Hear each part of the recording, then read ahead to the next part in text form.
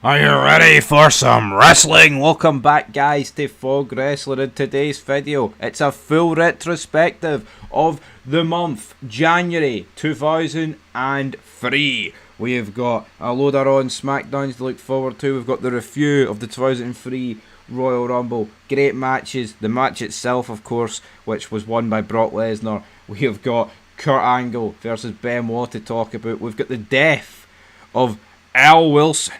We have got Scott Steiner versus Triple H, the build, the feud, whatever you want to call it. The bodybuilding, brother. Oh, what you gonna do when the Pythons run wild on you? We've got the return of Hulk Hogan. We've got McMahon. We've got The Rock. It is January 2003. So let's begin on the 2nd of that month, baby.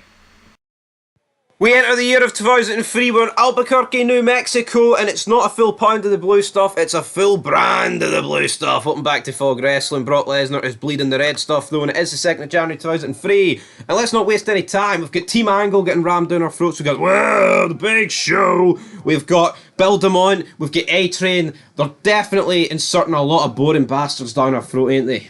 Yeah, the SmackDown 6 seems to be slowly evaporating, and we're getting into the territory of the big man. The big man. Talking of big men, John Cena comes out. He was recently naked at the Oscars, and somehow this rap was probably worse than that. Even though his raps are alright, B2 going word at the end of it doesn't do anything for me, and soon he'll be a distant memory of WWE. But yeah, Cena's you talk about a role that literally anybody could fulfill. It's pretty much this B2 role. B2 role, damn it. But Cena, he takes on Rikishi. He actually wins. There was a lot of blatant interference so for B2. Rikishi then chased B2 over the rail and through the crowd while Cena just stands in the ring, continuing his gimmick where every word he says is a rap, which I don't mind, but there's no long-term booking in this, is there? No, it's not something that, like when you see it, get old quick. When he gets into like 2004 and there's like potential him win the Rumble alongside Benoit, seeing he's cutting promos, like he's not going to be rapping them. Nah, you couldn't take him serious. No, you couldn't. We've got Dawn Marie comes out, she says she's going to wear her wedding dress and this is it, and she's not going to wear much tonight. Lingerie, I'm going to date in the nude, the wedding vows, because of course the wedding is tonight. Will Al Wilson make it to the ceremony? Probably not. Stephanie McMahon though confronts Dawn backstage, says you're not getting away with doing that, because if you take it off there's going to be some serious repercussions. Up next, Bill DeMont taking on Chuck Palumbo. It's not quite the same as McMahon saying you're fired, like. Serious repercussions. Well, hopefully someone fires Bill DeMont and Chuck Palumbo. Although would Vince McMahon really fire Dawn Marie if she was naked? No, but I think he would have fired Al Wilson. Oh, that's true. Get your man tits out of here. I think he needs fired for that segment, but it was pretty bad. But also, Bill DeMont, Chuck Palumbo, I've said their names about 5 times already. What are they doing with Bill DeMont? Because the guy's got no future, right? Not Bill DeMont, Bill DeMott. Bill DeMont, Bill DeMott. No, Bill DeMott. Bill DeMott. Right, that's alright. I will build your ass on it here, jabroni. This guy's got no future in WWE. No, I don't get. The guy's could win the Rumble. Could win the Rumble. He's on a winning streak. He's building momentum. He might not win the Rumble though. He will literally just disappear at one stage. You sure he won't win the Rumble? I'm pretty sure. Will he even be in the Rumble? Probably not, no. Oh, there you go. I wouldn't be surprised if he is in the Rumble though, but out of all the people for WCW, right, and this guy is getting pushed like this. Yeah, I just don't really see the appeal. He just doesn't have it. I'm not exaggerating here, right? See, from when DDP lost that tag match at SummerSlam 2001, I would actually say Bill DeMont is being pushed way more than DDP did after SummerSlam. Probably, aye. Which is actually bizarre and incredible to think, but that's the reality. I mean, it's a throwaway match here. Chuck Palumbo. It's kind of sad how DDP never really got a big push in WWE after the initial Undertaker thing.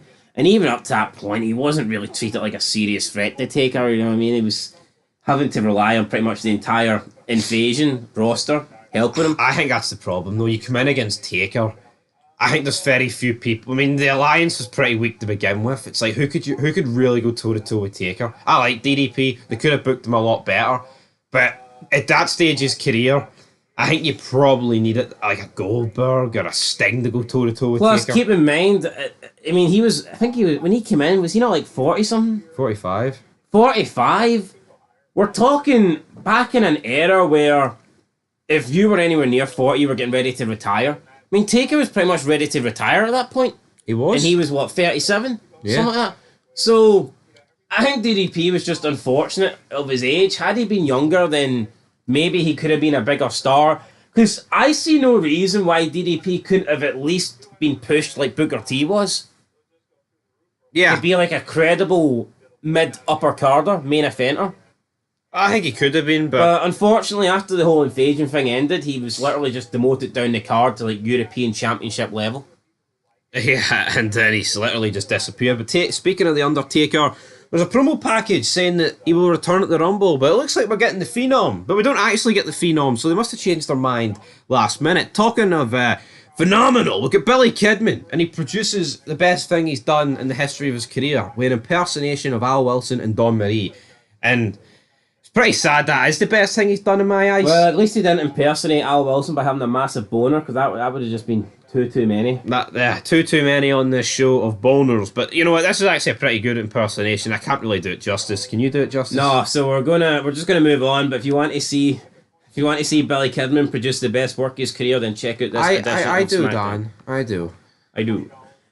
Tori was giggling. I mean, is Billy Kidman ever going to get with Tori Wilson? That seems to be what he wants. He's trying to laugh his way into her pants at the moment. The pants are staying on, but Don Marie's pants might be coming off. So maybe a different Wilson's pants might be coming off. Maybe Billy Kidman should direct his humour at somebody else. We get an interview with Josh Matthews and Kurt Angle and Team Angle, and they are preparing for the Royal Rumble. And tonight they're gonna take down Benoit. Kurt talks about wrestling and how Haas and Benjamin are the top of their game. Blah blah blah. I always thought Team Angle were overrated, to be honest. They're boring. At this stage of the game, you can just tell, right, that we're bringing in these guys. These are wrestlers, not sports entertainers. I mean, I actually like Shelton Benjamin. I don't mind Haas, but these guys are getting brought in, and Angle's trying to speak them up here, talk them up as if they're like the next Brock Lesnar. Brock Lesnar was one of a kind. He had all the same attributes as these guys, but look at Brock. He looks different. These two guys are two Diddy men. They're there just to take pins off Benoit and Brock. Pretty much. That's it. Non-title match: Billy Kidman versus Eddie Guerrero. Eddie Guerrero sporting a new haircut. I thought the rap though from Cena earlier was great. Yeah, in this match it was, you're a spick, running across the border. All that good stuff, all those racial stereotypes there for Big Match John. Fantastic. But Chavo Guerrero and B2, could you imagine how much worse this match would be if Chavo Guerrero and it was him against B2? Jesus Christ, I couldn't. But anyway, Billy Kidman won, and I was kind of surprised here. Didn't expect Billy Kidman to get the win, but he did. We got a brawl. Basically, Eddie Guerrero, Chavo Guerrero, Cena and B2. I guess their rivalry will come to an end somewhere. Don't think it happens at the Rumble though. No. Will there be a tag team title shot for Cena and B2 in the near future? Maybe. It could happen. But see, for Eddie Guerrero, he shaved his hair, man. He just looks like Chavo. I think when he grows out a wee bit more in like 04, 05, it looks so much better, but looking like Chavo's not a good thing to have at this stage of your career. No, definitely not. Up next, we got the wedding, Dawn Marie and Al Wilson. Dawn Marie says that she's been told that she cannot strip down to the nude, so she basically takes off what she can. She's like in her underwear. But then she says Stephanie McMahon said nothing about Al Wilson stripping down to the nude. So then she starts taking his clothes off and like, what the fuck? And he's down to his like white briefs. And how much was Al Wilson paid for this, by the way? This is humiliating. To the highest standard I've ever seen. He's just standing there like a corpse, and Dawn Marie is like actually bending down, taking his fucking trousers off. And I mean, the guy had like the biggest boner I think I've ever seen. And I don't know if it was like, I don't know if he'd got like a microphone or something to stick down there to try and rip the piss out him, but what the fuck was this? Yeah, and it's like, what he's wearing, it's even bigger than a diaper. It's as if someone made it out of paper mache. Just this big pile of white shite that's around his waist, and he's sitting there like an old man getting changed in a nursing home. Absolute mess of a segment. And Taz and Michael Cole are burying it, as they should, because it was fucking terrible. Yeah, but I think this is designed to be bad. Or do you actually think McMahon's sitting, this is some good shit? Yeah, McMahon probably loved this, but it is what it is. Crowd were chanting for Tori. Dawn Marie was calling her a slut. You're waiting for like interference, and nothing came. No, it didn't They happen. actually just get married, and that was it. The minister pronounces them man and wife, and then Dawn pushes Al over and he falls onto the ground and she jumps on top of him. And bit of a weird segment there, but It was some weird shit. is what it is. Up next, tag team match: Team Angle, with Kurt Angle versus Benoit and Edge. Benoit chooses Edge, obviously, as his mystery partner. This was the debut match for Shelton Benjamin and Charlie Haas. Kurt Angle was interfering to attack Benoit and Edge. He used his crutches. Team Angle got disqualified, but Angle wasn't having it, and he forced Tony Chimmel to announce Team Angle as the winners, even though I'm sure in the history books this will still go down as a win for Edge and Benoit via disqualification. Yeah, it will go down as... But I get it, it's their debut match, and they probably don't want them to lose, even if it is by DQ, so Angle's getting Tony Chimmel here to announce them as the winner, so they look strong and whatnot, but... I actually enjoyed the beatdown on Tony Chimmel, and you know what, right? We can bury Team Angle as much as we want, but at least there's a different dynamic in the match now between Angle and Benoit. We've seen it a million times at this point. Yeah, but it's pretty much just Benoit versus Angle, straight up wrestling, and that's it. Now, and lately when Benoit and Angle have been wrestling, it's like they've both kind of been heels. Yeah. But now you've got a dynamic where Benoit seems to be a face, and there's outside interference that can help Angle, so it does add something. I don't think Benoit works as a face. I think he needs to be a tweener or a heel. Like, see his demeanour when he comes off in promos. I'm not even considering what he did later in life, but do you not think he doesn't really work as a face? I agree. The way he puts promos across and like his aggression and like the cross. Seeing he locks in the cross face, it doesn't look like a guy at face. It looks like a heel and only a heel. It's trying to kill somebody. Aye, pretty much. But was Paul Heyman and the Big Show trying to kill us? Because they cut a promo up next. This is just boring, man. Oh, Brock, I'm going to make your life a missing hell. Oh, big man, it's going to be you against a missing hell? Aye, well, you know what I mean. I live in hell.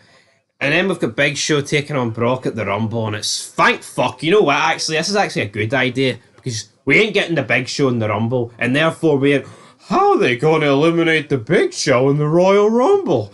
Thank fuck. But logically, it makes no sense for Brock Lesnar or the Big Show. Why would they volunteer for this match? Paul Heyman thinks that Big Show can take out Brock, and therefore he doesn't have to beat him in the Rumble.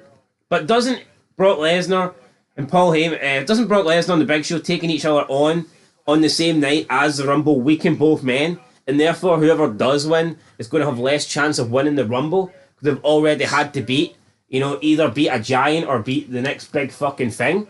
So for me, it just makes no sense. Doesn't make no no sense. A bit like how it makes no sense that Seth Rollins would be getting himself involved in a tag team match with Cody Rhodes on night one when that's going to leave him not fresh for his title defense against Drew McIntyre. It makes no logical sense. No, it does make no logical sense, but here, it's almost just a way to build like another match for the Royal Rumble, but... No, this would make more sense if someone booked it and made the decision for them. Aye. Stephanie McMahon says, this rivalry's got to come to an end. And there's no way I'm letting both of you in the Rumble. Yeah. There can only be one. And I tell you what... That would have made sense, but I don't see why both of these guys are willing to wrestle on the same night as the Rumble, and then obviously the loser doesn't get in, but the winner's going to be beaten down. Yeah, and then you've just got Big Show, who has been shafted out of a title shot about 10 times by Heyman, and he's just sitting there lapping up like the big dumb bastard that he is. Can Big Show not see that he's been fucking shafted here? He has been shafted. Talking of shafted though, Brock gets shafted with a chair to the back of the dome, and it slices like his ear, in behind his ear open. There's a shit ton of blood, man, dripping down his dome. And Matt and Shannon Moore make the right decision to run away. So. Yes, and you knew there was a receipt coming with this. You absolutely knew it. Backstage, though, we've got Funaki with Don Marie and Al Wilson. They say they're going to get in the limo and things are going to get hot because Al says he's getting cold and he needs to warm up. And then Funaki's like, Funaki, feel very dirty. We then got Crash Holly versus Nunzio with Noble and Nydia. Nunzio wins the match and basically just squashes Crash Holly here. Yeah. I didn't think we'd see Nunzio squash anyone, but we've seen squashed that. Crash Holly, that's for sure. And then in the main event, it was Brock Lesnar versus Matt Hardy. Brock Lesnar, Matt Hardy, take it away. Brilliant match. Brilliant match this was. Brock comes out with his shirt on, dripping in blood. His head's dyed with blood. He's a redhead pretty much at this stage. F5s galore. Shannon Moore's getting killed. He's getting flung to the outside. Great match. Brock wins. It does what it says on the tin. And Matt Hardy got a wee bit of offense in as well. No, he did, but... Side effect and everything. Matt Hardy looking like he's going to get the win, but then twist of fate gets turned into F5. This isn't the greatest match you'll ever see, right? But this is Exhibit A of you only need like 5 minutes to get everything in. See these people that think you need a 58-minute match in Collision? But see, this is how you can book Brock Lesnar and Matt Hardy and make it work. Like, Brock Lesnar dominates it, even though he's got blood bursting out his head. But Matt Hardy still gets enough offense in to where you think, oh, is he going to get an upset? So it was a good match. You know, if you go 20, 30 minutes, then it takes all the believability out of this. Because realistically, Matt shouldn't really be surviving 20 minutes of fucking suplexes and shit. But when it's a short match, you can make this work. So I liked it. And SmackDown again goes off the air with Brock, F5 and Matt Hardy again. Big Show and Paul Heyman look on. And that was pretty much it. But yeah, good main event there. And finally at the Rumble, we say goodbye to this Brock Lesnar, Heyman, Big Show feud. At least I'm assuming that we do. But who knows? Because Kurt Angle is still Paul Heyman's client. And Paul Heyman will probably still find his way into manipulating, you know, Kurt Angle, Team Angle, and who knows, Big Show might even be in there as well. So I'd like it to be the end, but it might just be the beginning. Well, bear in mind, folks, you might be losing Brock Lesnar for this feud, but you're going to be gaining A-Train, Nathan Jones, and The Undertaker. So I'd probably rather Brock Big Show than that. I mean, Nathan Jones and A-Train, come on. I mean, what were they thinking with Undertaker, by the way? Look at the amount of people on the roster to have a Mania match with, and they give him... They give him absolute shite.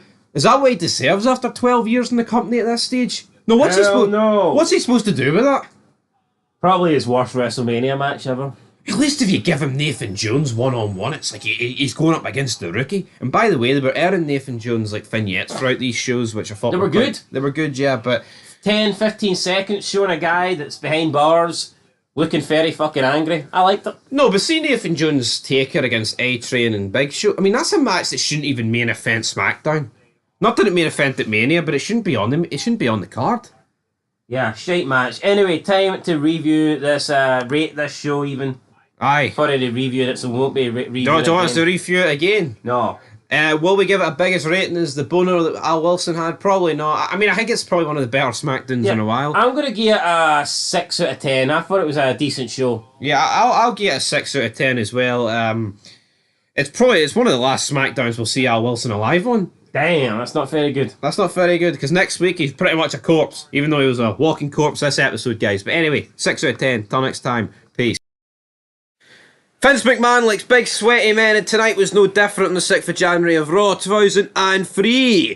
Cause Vince McMahon likes big sweaty men, baby oil, Triple H, Scott Steiner, it was baby oil getting rubbed on, there was judges, there was man tits, there was everything tonight, but at least there wasn't Al Wilson and his boner. Well, he doesn't like them on dark and heat though, because we only had one match, and while I'm not denying that Tommy Dreamer is probably sweaty, I don't know if I would describe him as big, and he was taking on Aaron Aguilera, whoever the hell that is. That's that Christiana Aguilera's brother or something? Now, no idea who this guy is. Tommy Dreamer, though, picks up a win on heat or dark or whatever you want to call it. Maybe Tommy Dreamer's a genie in a bottle, guys. But it's Raw kicks off with a video package. Triple H and Scott Steiner. Of course, last week it was the best of edition, so we've went a week without Raw. Scott Steiner, though, has been booked pretty strong, I think, since coming into the company. They're treating him like he's a big deal, which they should. But, like we said in a previous video, it's a shame that DDP never got this sort of treatment. But then again, you could argue that DDP did get this treatment for a couple of months, and maybe after a couple of months, Scott Steiner's no longer getting it. So absolutely. Maybe it's just a thing where the WCW guys come in and they can't really... I mean, could you say the same about Goldberg when he came in? Is it a longevity thing? I know, but Goldberg's still Goldberg for most of his run. Did the WCW guys come in first with a head of steam and then just kind of fizzle out? You could argue that with like Hall and Nash. I mean, when they came in initially with Hogan, they were big. A couple of months later, not so big. Anyway, let's talk about Eric Bischoff, another WCW guy. He says that 2003 will be the year of Eric Bischoff. He then welcomes the Dudleys out. He says, "Yous are going to be in a tag team match. Hell, handicap match." And it goes 2-on-2 to 4-on-2 to pretty much 7-on-2. You've got the Dudley boys taking on 3-minute warning. Rico, Batista, Flair, Morley, Bischoff. A pretty crazy match to kick off the show. Yeah, it ended up being like 7-on-2. It was just a massive beatdown, and I liked it. The Dudley boys getting absolutely battled here. So, yeah, respect. King and JR couldn't repay the favour, though, for whatever reason. Yeah, King was contemplating maybe doing something about it, but JR's like, "I'm retired.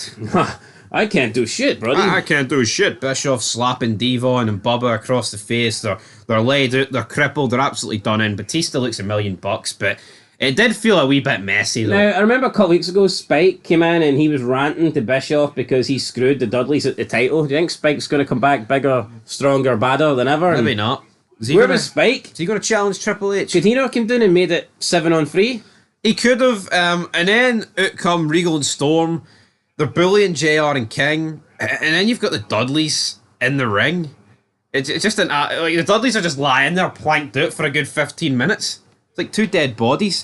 Regal says he's humiliated a toe rag. Jim Ross beat me in the ring last week. So yeah, it was quite good. Regal and Storm then go to the ring and they just batter the Dudleys. Great. William Regal, best wrestler for me to come out of Britain. Sorry, Drew McIntyre. Sorry, Roddy Piper. Even if you're, I don't even know if you count as British. Sorry, British Bulldog. For me, it's William Regal. I think it will always be William Regal. And the reason I'm saying that is because we've got to a period in wrestling now where it won't ever be good again. You're not going to get any stars. You're not going to get any guys that we consider legends. Will you maybe get the odd decent person that comes through between now and the end of time? I mean, possibly. But no one's going to come and overtake Regal. Certainly not Will Ospreay. No. Slut. You slag! But 7-on-2 became a 9-on-2 when these two came out. I guess everyone else said was gone, but... Yeah, so 7-on-2 became 2-on-2, but there wasn't much left of the original. I'm guessing two. the Dudleys are being written out here. I'm not expecting them to see them on next week's Raw. Aye, so the Dudleys here got absolutely battered. Backstage, we had Triple H and Ric Flair with Scott Steiner. Triple H is looking at himself in the mirror. Flair enters. "You're looking good." Triple H just says, "I'm the man. My muscles, my arms, almost as big as my nose, buddy." And then Scott Steiner shows up and said he's already kicked Triple H's ass in arm wrestling. Tonight he's going to do it in the Poston. And then at the Royal Rumble. So nice wee threat there for Scott Steiner. Then we've got a Divas tag team match. Trish Stratus and Jacqueline taking on Molly Holly and Victoria. Victoria pins Trish after Richards interfered. So, yeah, Stevie Richards being the difference maker here. Victoria also had Trish's tights as well. So, it's a win for Victoria and Molly Holly. It was a better women's match. I feel like recently they've been really poor. Would you agree with that? Yeah, probably. Very sloppy. That match at Armageddon was awful. Yeah, it wasn't the greatest one ever. Terry and then Booker T was backstage with Goldust. Booker talks about 2023. He makes fun of Bischoff, and Booker thinks that 2023 is going to be his year. But backstage, we see Bischoff and Morley. They're not happy. Bischoff says that is exactly the disrespect that he's not going to put up with, and that Booker will be punished for this, and he'll probably be punished by losing a title. Racism here from Eric Bischoff. Then we got Jericho and Shawn Michaels in a promo. Jericho says that ever since WrestleMania last year, he's dreamed of regaining the world title. Jericho says he's going to enter the 2023 Royal Rumble and he will win it. Shawn Michaels came out and basically kind of put over Jericho, but then run him down, saying that he can't do something that Shawn Michaels done, and that is enter number one and win the Royal Rumble. But Jericho's not really falling for it. Jericho says, "You just want me to enter first to get me out the game so that I can't win, because it's pretty much impossible to win from number one." Jericho says that he done something that Michaels will never do, and that is beat The Rock and Steve Austin in the same night to become the world champion. Michaels wants Jericho, though, to prove he's the best, volunteer to be number one. Michaels tells Jericho if he doesn't, then he will. And that's pretty much it. Yeah, that's pretty much it. It's weird that these two guys are battling about who wants to enter number one. Randy Orton comes out. He's fully healed. He said he's 99% healed. Usually it's been about 30%, 25% in that ballpark, but he's here, he's got big news, 93% mobility, and I'm going to be entering the Royal Rumble when I'm 100%. He says, Sean, you're not a sexy boy anymore, because there's a new sexy boy in town. And it's me, damn it. It's Randall Keith Orton. There was a pretty funny line between King and JR here. Michaels then starts punching Randy Orton, falls to the mat. Jericho goes after Michaels. Christian runs down, then Van Dam and Kane make the save. Good Royal Rumble build. Yeah, I mean, a lot of people say Randy Orton's boring. I'm finding this version of Randy Orton pretty interesting. I think Randy Orton ain't boring. I think it's just, I don't know what it is. Like, I think he does, like, recently in WWE, he poured, like, Prime over KSI, and he's like, that tastes pretty good. I think WWE, they almost take Orton for granted and have him do fuck all sometimes. I think when he bees himself, he can be really entertaining. But I think there's other points, like, this guy's so boring. Do you think it's because they just assume at times he's Randy Orton and he's been there for like almost 2 decades that he doesn't need to do anything because him being Randy Orton alone is good enough? Yeah, I would agree. I think Randy Orton's like best heel run's probably like in 2009, right? But I would say his worst run is pretty much straight after that. You don't turn shite overnight, folks. No. It's just the way they position you. So, but I like this version of Randy Orton, so yeah, I'm digging it. We then get a tag team title match. Booker T and Goldust taking on Regal and Lance Storm. And of course, Eric Bischoff gets his revenge because Morley comes down. Morley's going to be the new referee because the original referee got taken out. Morley refuses to count for Booker T. He ain't counting for Book Dust. He doesn't want them to win the titles. Eventually, we get a cover on Booker T and Goldust after they get whacked with William Regal's brass knucks, and this time Sean Morley is more than happy to count to 3. 1, 2, 3 to be exact, and we have new tag team champions, William Regal and Lance Storm.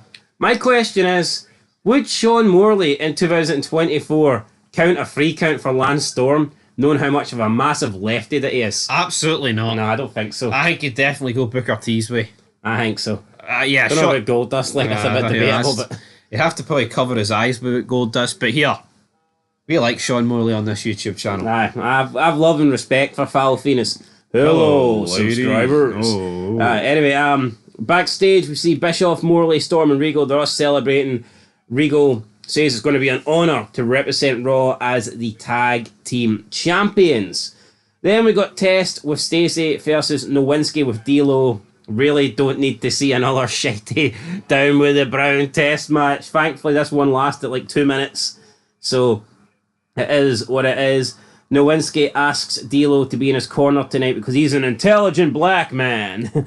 But it didn't really do Nowinski much help because he lost. Yeah, he did lose, and Nowinski... I actually like D'Lo Brown, this whole storyline, but it felt very similar to the test match 2 weeks ago, where they just redone it. But does what it says on the tin. You've got Chris Jericho, Christian, Orton backstage, and again, Orton's entertaining here. He's not boring. He fits in, and then you can see immediately that Randy Orton's going to be something in the business. Yeah, he's going to be a guy. He's not going to be someone that just fades away, I don't think. No, he's not. But someone that has like a year run and you never see them again. Talking of something that should fade away, I'm not saying I had great memories of this pose down, right? But I just remembered it being better than this. You've got Triple H and Steiner. Now, apparently the 5 wrestlers are from local Impact Zone Wrestling. Considering the fact we're in, Phoenix, Arizona, I believe, I don't see how this can be TNA, so it must just be some other company. It's called Impact Zone Wrestling. Now, apparently Mike Knox I have seen that. was one of these judges. Outlaw Mike Knox.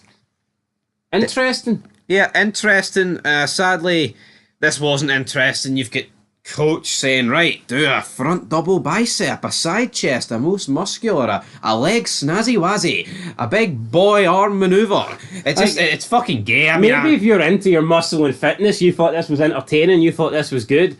But for me, I didn't really enjoy it, and it didn't really have a comedy feeling to it either. No.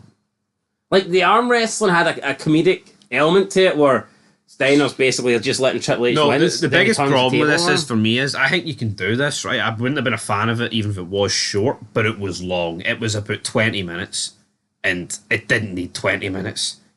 You could have done it in half the time, man. Yeah, it was a little bit drawn out. Triple H. But even when they're asking them for the scoreboard, it's like 1 mile an hour. They're holding up the Cerebral Assassin logo. It's like, fucking just get on with it. Yeah, and Triple H won every single vote. So for every pose, Triple H won. Everyone was voting for Triple H. Scott Steiner doesn't really agree with it. We don't really agree with it. Commentators don't really agree with it. Crowd didn't really agree with it. But the 6 guys thought that Triple H was the man. They then start doing push-ups because Scott Steiner says, I know that you can't beat me in push-ups. So they start doing the push-ups, and then the 6 guys attack Steiner. Triple H is laughing, but then he quickly retreats after Steiner just turns the tables and starts beating down the 6 guys. So again, Steiner looking strong here, taking down 6 men as Triple H and Flair make their way to the back, and Steiner, no happy here. He's livid. He's livid. He realises that he's been robbed here at this competition and that this was pretty much a setup. Yeah, and you can see that Scott Steiner, he won the arm wrestle. He pretty much did win this if he didn't get rigged. You can see where the Royal Rumble's going, folks. He's not winning, alright? Triple H's going to win with his big nose. And it was just a bit... I like Steiner, but you can clearly see they're limiting him. They're not giving him like 20 minutes on the mic. No. And that's not for sure. But then we got a main event. We got Jericho Unfortunately. and Christian. Yeah, with Randy Orton taking on Van Dam, Kane and Michaels. That's a star-studded main event. I mean, and that's like your mid-card. Yep, your mid-card. You're like your upper mid-card, because obviously you got the title fight. Good match. Orton and Michaels get involved. It was good seeing Michaels lay out. At this point, though, Michaels isn't like wrestling on Raw. He had that one match against Van Dam, but they are like keeping him for pay-per-views. He's almost got like a part-time schedule. Would you agree with that? Maybe they're easing them in slowly. Easing them in slowly before they give us 5-star matches every week. Isn't that right, Dave Meltzer? But yeah, Kane and Van Dam win the match. And then weirdly, we cut backstage and end the show with Bischoff receiving a phone call while in the presence of Morley, Storm and Regal. He's like, oh dear, it's Vince McMahon. Oh no. Even though it's Bischoff, not Regal, speaking. But yeah, Bischoff says McMahon's going to be here next week. He tells his boys that it was Vincent Kennedy McMahon. When was the last time you seen McMahon? It's been a while, but does this mean that Bischoff's in charge? I mean, does this mean that Bischoff's in trouble? Does Vince not like the job that Eric is doing as GM of Monday Night Raw? Eric. We'll have to wait and see. What business does McMahon have? We don't know. We will find out next week, though. And that's it, guys, for Monday Night Raw. So, yeah, the pose down for me just lasted way too long. Wasn't a big fan of it. The mid-card stuff was pretty good. We've seen the Jericho promo and stuff like that was alright, and we've seen the Dudleys get beat down. I mean, it was an okay episode of Raw. I'm going to get a 6 out of 10. Well, I give SmackDown a 6 out of 10, I'll give Raw a 6 Yeah, out of 10. I'm going to give us a 6 out of 10 in here. We love segments, right? But you can just imagine the marks in this time period who would have fucking hated this Triple H segment. I mean... They already hate Triple H. Fire him in this segment. How many got stars do you nuclear think heat. Meltzer gave this pose down? Negative. Negative 5.5 stars, buddy. Anyway, guys, 6 out of 10. Till next time. Peace. This week, Al was wearing the white tighty whities. This week, they turned brown. Next week, they're going to be black because it's all over for Al Wilson. Welcome back, guys, to Fog Wrestling. And the Al Wilson experiment is over. It's over, guys. His heart couldn't handle it anymore. He's done. Taxi for Al, or should I say, hearse for Al, because it's all over. The dead man's coming back soon, and he's got a warm body to collect. Yeah, Undertaker's return is imminent, and who knows, maybe he came back just in time. He came back in time to collect a soul, and that soul could be Al Wilson, and we'll talk more about him at the end of this review, because SmackDown actually finished with Al Wilson. Didn't think he'd say that, but yeah, SmackDown went off the air with Al freaking Wilson. But before we get to him, we kick off. We see a video package of Brock Lesnar's ordeal last week on SmackDown. Opening match, it's Rikishi versus Big Show. Big Show wins the match via chokeslam. Heyman gets on the mic, promises to teach Brock Lesnar a lesson before the night is over. I feel like Rikishi's lost to Big Show more than once. Let's put it that way. He's definitely lost to Big Show more than once over the last few months. I guess this is a way of trying to make Big Show seem like a threat, having him beat a guy with a big fat ass. Yeah, they throw this match out every couple of months just to restore Big Show's threat levels. Even though we know that Big Show ain't going to do shit to Lesnar. But whatever, if beating Rikishi somehow pushes Big Show to the next level, then well, it is what it is. Then we got Chavo Guerrero with Eddie taking on John Cena with B2. Cena pins Chavo using the ropes for leverage, and nice wee tag team feud going on here. Cena and B2 getting some momentum. Yeah, no, it's nice, and it's nice to see Cena win, right? Because I think when Chavo's pinning you this early into your career, you have no career. There is no tomorrow. Ooh, Chavo. Down. Down. Anyway, we go to the honeymoon suite, and Dawn Marie and Al Wilson are getting ready for tonight. Dawn Marie says that she's going to report back later, and they're going to video everything. Now, online world of wrestling, them only enjoying anything that happens in the ring. They buried this, but, I mean, it's been pretty entertaining. So, it is what it is. Yeah, if it ain't two guys rolling about the ring in Speedo tights, and they ain't interested. No, they're not. Up next match was a non-title one. Billy Kidman versus Matt Hardy with Shannon Moore. Shannon Moore constantly interferes, but Kidman beats the odds anyway and pins Hardy. We said that Cena was on a roll. Billy Kidman is also on a roll. That's 2 wins in a row now. He's defeated Eddie Guerrero and Matt Hardy in back-to-back weeks. And I believe not long before that, he also defeated Chavo Guerrero in a title match. So Billy Kidman has got a lot of momentum. Hasn't lost a match in a while. Guy's looking good. He is looking good, but again, Matt Hardy was looking good. Why is he losing to Billy Kidman?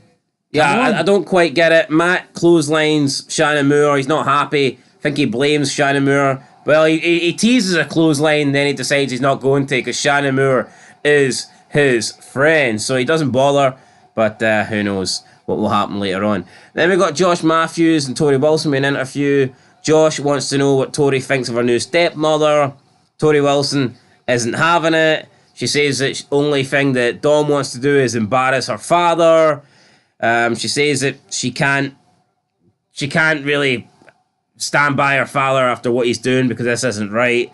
Tori says that Dawn's going to get what's coming to her though, and she challenges her to a stepdaughter versus stepmother match at the Royal Rumble. First time ever, and I believe last time ever as well. Tori says she will take care of her evil stepmother, Dawn Marie. I'm actually surprised this match was made officially challenged before his death. I thought his death would have prompted this match, but it's weird that she's calling her out right here. I would have bet good money that Tori Wilson would have interrupted the wedding. Like, I would have put a lot of money on that. Didn't happen though for some strange reason. Up next with Tajiri versus Jamie Noble. Tajiri wins with a stiff kick to the head. He gets the pin. No Nuncio for some reason. Did his flight not make it here? So Nuncio got brought in to help Jamie Noble since he was on a losing streak. Last week, Nuncio pretty much buried Crash Holly, beat him in like a minute. But tonight, Nuncio's not here and Tajiri picks up a win. It feels like we've seen this match though about a million times, man. Yeah, match number 9. Edge with Chris Benoit taking on Charlie Haas with Shelton Benjamin and Kurt Angle. Charlie Haas wins the match after Angle hits Edge with his crutch. Benoit then gets on the mic afterwards and challenges Shelton to a match, and Shelton's like, yeah, I'll take you on. Kurt Angle then runs down, interferes, disqualifies Benjamin. Benoit's no happy, puts the crossface on Angle. Team Angle get involved. Edge gets involved. And this then leads to Team Angle and Kurt Angle beating up Benoit and Edge. So we had 3 matches now involving Team Angle. They haven't lost any clean, but they have lost 2 by disqualification. Yeah, and then we've got Charlie Haas picking up a win due to outside interference, thanks to Kurt Angle. They're definitely getting some form of rub. I believe next week is a handicap match between Team Angle against Edge and Benoit. If I was to make an early prediction, I'd go with Team Angle to win. Well, surely they have to win the handicap match. I have Angles. Now, you can argue that they haven't lost, but they haven't really been booked that strong either. I mean, who cares if you're not losing clean if you're getting DQ'd every week? And your only win is because fucking Kurt hit Edge with the crutches. I guess that's very true, but I mean, Kurt Angle, they've been portraying him as injured. Doesn't look very injured these days. He's moving very mobile, especially having a match next week. I'm not for just having jobber matches and squash matches like constantly, and like I know they used to do that with Braun Strowman. I think he's probably the worst for it. Braun Strowman and Omos, they seem to do it with big guys where they just chuck them. That seems to be a thing that they did later on in wrestling where they just put them against 3 or 4 guys and they do it for like 4 months in a row. But I would have probably debuted at Charlie Haas and Benjamin against a couple of bums and had them win a quick match but hit all their signature moves and make them look good. Yeah. I'm not sure having their debut against Edge and Benoit was a good idea. Yeah, like there's so many people on this roster they could beat. Yeah. I don't know. I think if you want to treat somebody as a serious threat, then you should probably win your debut match. But then again, Cena didn't win his, so who knows? We've been told they're a serious threat, but you need to see it in the ring. It's not like they're coming for WCW. They're coming for the gym. They only look a dangerous threat when Kurt Angle's helping them. So far, from what I've seen. Very true, but we cut to the honeymoon suite. Al is tired, but Don Marie wants some more action. Al's letting out on his stomach. He's planked. He can't be arsed, but he decides to get up and go and join Don Marie in the shower. Will he make it to tonight? The final part of the show? Probably not. Al Wilson's been busy. How much longer, though? Can he continue? We then got Shannon Moore with Matt Hardy taking on Bill DeMott. I think Matt Hardy made this match. Bill DeMott comes in, squashes him. Then Matt gets in the ring and he's not happy. He says, you gave a good effort, but it's not good enough. Then he clotheslines Shannon Moore. And that was pretty much it. So Matt Hardy here, I don't know if it's wise. Shannon Moore's his only Mattitude follower, but he seems hell-bent on beating him down every single week. Maybe he should be nicer to his only friend. Yeah. MFer. He should be nicer to him. Up next, we've got Eddie Guerrero with Chavo taking on B2 with Cena. We've just got a lot of the same, feuds happening, don't we? Yeah, it's a SmackDown thing, though. I mean, they kind of expect that. Now, of course, John Cena didn't win this match. However, he wasn't really in this match. So if ever he was going to take a L somewhere, it's going to be when B2's in the match. Aye, if Eddie Guerrero can't beat B2, pish haircut or not, I mean, what's he doing? Aye, it would be a bad sign here if B2 beat Eddie Guerrero. We go back to the honeymoon suite. It's more of the same. Yeah, it's Don Marie trying to wake up Al, but Al passed out. He's tired. He's not ready. Maybe come back towards the end of the show and he will have built up some more energy, some more momentum. We go backstage. Paul Heyman's with Big Show and A-Train. A-Train comes in and tells Paul Heyman tonight he's going to solidify his spot by beating Brock. Albert says that nobody on SmackDown, nobody on the blue roster, the blue brand, measures up with the A-Train physically. And then he gets chest to chest with Big Show. I mean, what do you think of this? Well, I mean, it disproves his facts straight away. Well, I mean, physically, can he not bite? When he says no one measures up to A-Train physically, can he maybe not mean from like a physical standpoint rather than just the size? No, I mean, he could, but he's feuding with like Big Show and Brock. The two guys who you would say are... Yeah, in terms of height and size, he's not as big as the Big Show. And in terms of physicality, he's not as physical as Brock Lesnar. So, I mean, I don't get it. You should probably pick on like Billy Kidman and Chavo. Aye, Rey Mysterio, Lindsay, those wee guys. Have a wee working that way, but I mean, I'm not digging this A-Train return. Let's just slap a bit of hair on him and that's it. Anyway, A-Train, they're teasing a A-Train Big Show feud or partnership or whatnot, rivalry, who knows? Could A-Train be a Paul Heyman guy? Who knows? Then we get A-Train versus Brock Lesnar. Pretty quick match. Brock Lesnar wins, beating A-Train. Was it ever in doubt? No, probably it's not. never. But Brock just makes matches entertaining. He does. He does. Brock then gets on the mic and he says it's time for his lesson. And he calls it the Big Show and Paul Heyman. Heyman says they're going to teach Brock a lesson tonight. Well, Brock wants it's teaching time. Brock's not ready to go home. He's got the books out. He's ready to learn. They're walking backstage, lefts to the arena, rights to the parking lot, and it's like... And you just know what way they're going. Aye. Like, did the signs really need to be up? They could have been like, left to the arena, right to the parking lot, we're right, bye-bye. Yeah, so they teased us that they were coming out, but then they decided, nah, we're heading to the parking lot. This is a pretty poor ending to SmackDown. But then... Yeah, we're going home. It turns out this isn't the end, and we go back to the honeymoon suite, and it's not what it seems. I mean, originally we thought that Al was tired and he fell asleep because him and Dom were getting too busy. Well, that kind of part is true, but it doesn't look like Al Wilson's sleeping. In fact, he's actually passed out. Al is not responding. He's not moving. Is he even breathing? We don't know. Dawn Marie freaks out. She starts screaming. Clear. We get the EMTs running in. The EMTs run in. They've got the defibrillator. They're trying to shock Al Wilson back to life. But at this point, he's either passed out dead or, I mean, who knows. But he's not He's not breathing, all right? He's not really kicking ass. You seen Brock Lesnar. He was kicking ass a couple of minutes ago. Al Wilson's not kicking ass. His ass has been kicked. Would Al Wilson survive an F5 or a German for Brock? Well, he's already dead, I think, so he probably... I mean, it wouldn't kill him, I guess. And that's it. The EMTs put Al Wilson on the little stretcher thing, and they take him out the hotel room while Dawn Marie looks on. So SmackDown goes off the air, guys, with Al Wilson. Al Wilson, SmackDown main eventer. Like, obviously, right, this isn't the greatest thing ever. Like, he's not a star by any means, but I mean, it's a reason to watch next week, isn't it? Some old guys die. Tune in next week. Exactly. I wish they did stuff like this these days, man. They're like a similar degree. I remember, like, the Raw stage collapsed on McMahon. He's like, Paul, I'll call you by your real name, buddy. If the Raw stage collapsed on McMahon nowadays, people would probably be cheering them. This is awesome. This is awesome. Anyway, guys, was this show awesome? I thought it was a wee bit worse than last week. I'll give it a 5. Yeah, I'm also going to get a 5. It was average. It was an average SmackDown. It was an average SmackDown, guys. A pretty mediocre start to 2003. Don't really recall Stephanie McMahon on this show. Nope, she wasn't there. Bit of a strange one. Yeah, but I just feel like on SmackDown we get a lot of rematches, a lot of the same stuff. And it is kind of match heavy. It's like, even when they do something new, I think within like 2 weeks it feels old.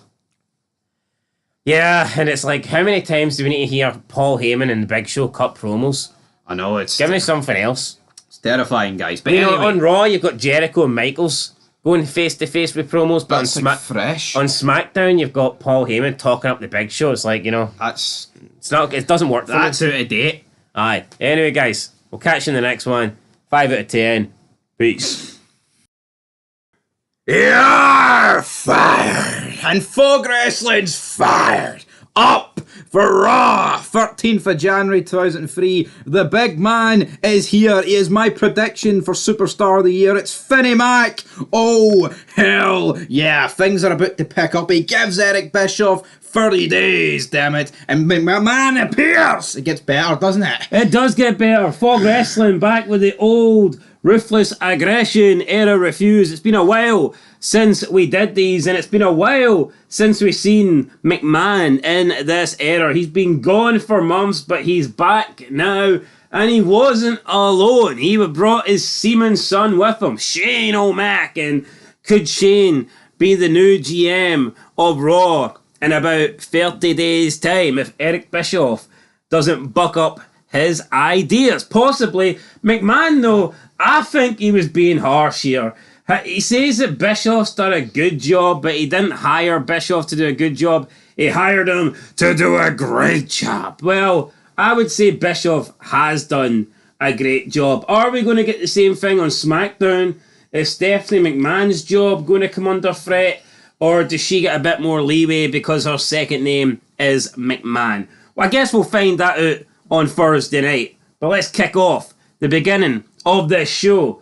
Triple threat women's hardcore title match. Let me hold you up there, buddy. We had Eric Bischoff and Sean Morley in the parking lot with Earl Hebner and Scott Steiner. So it was not a triple threat match that kicked off this show. He's waiting on Vince McMahon, damn it. He wants the Raw Superstars to be on their best behaviour tonight.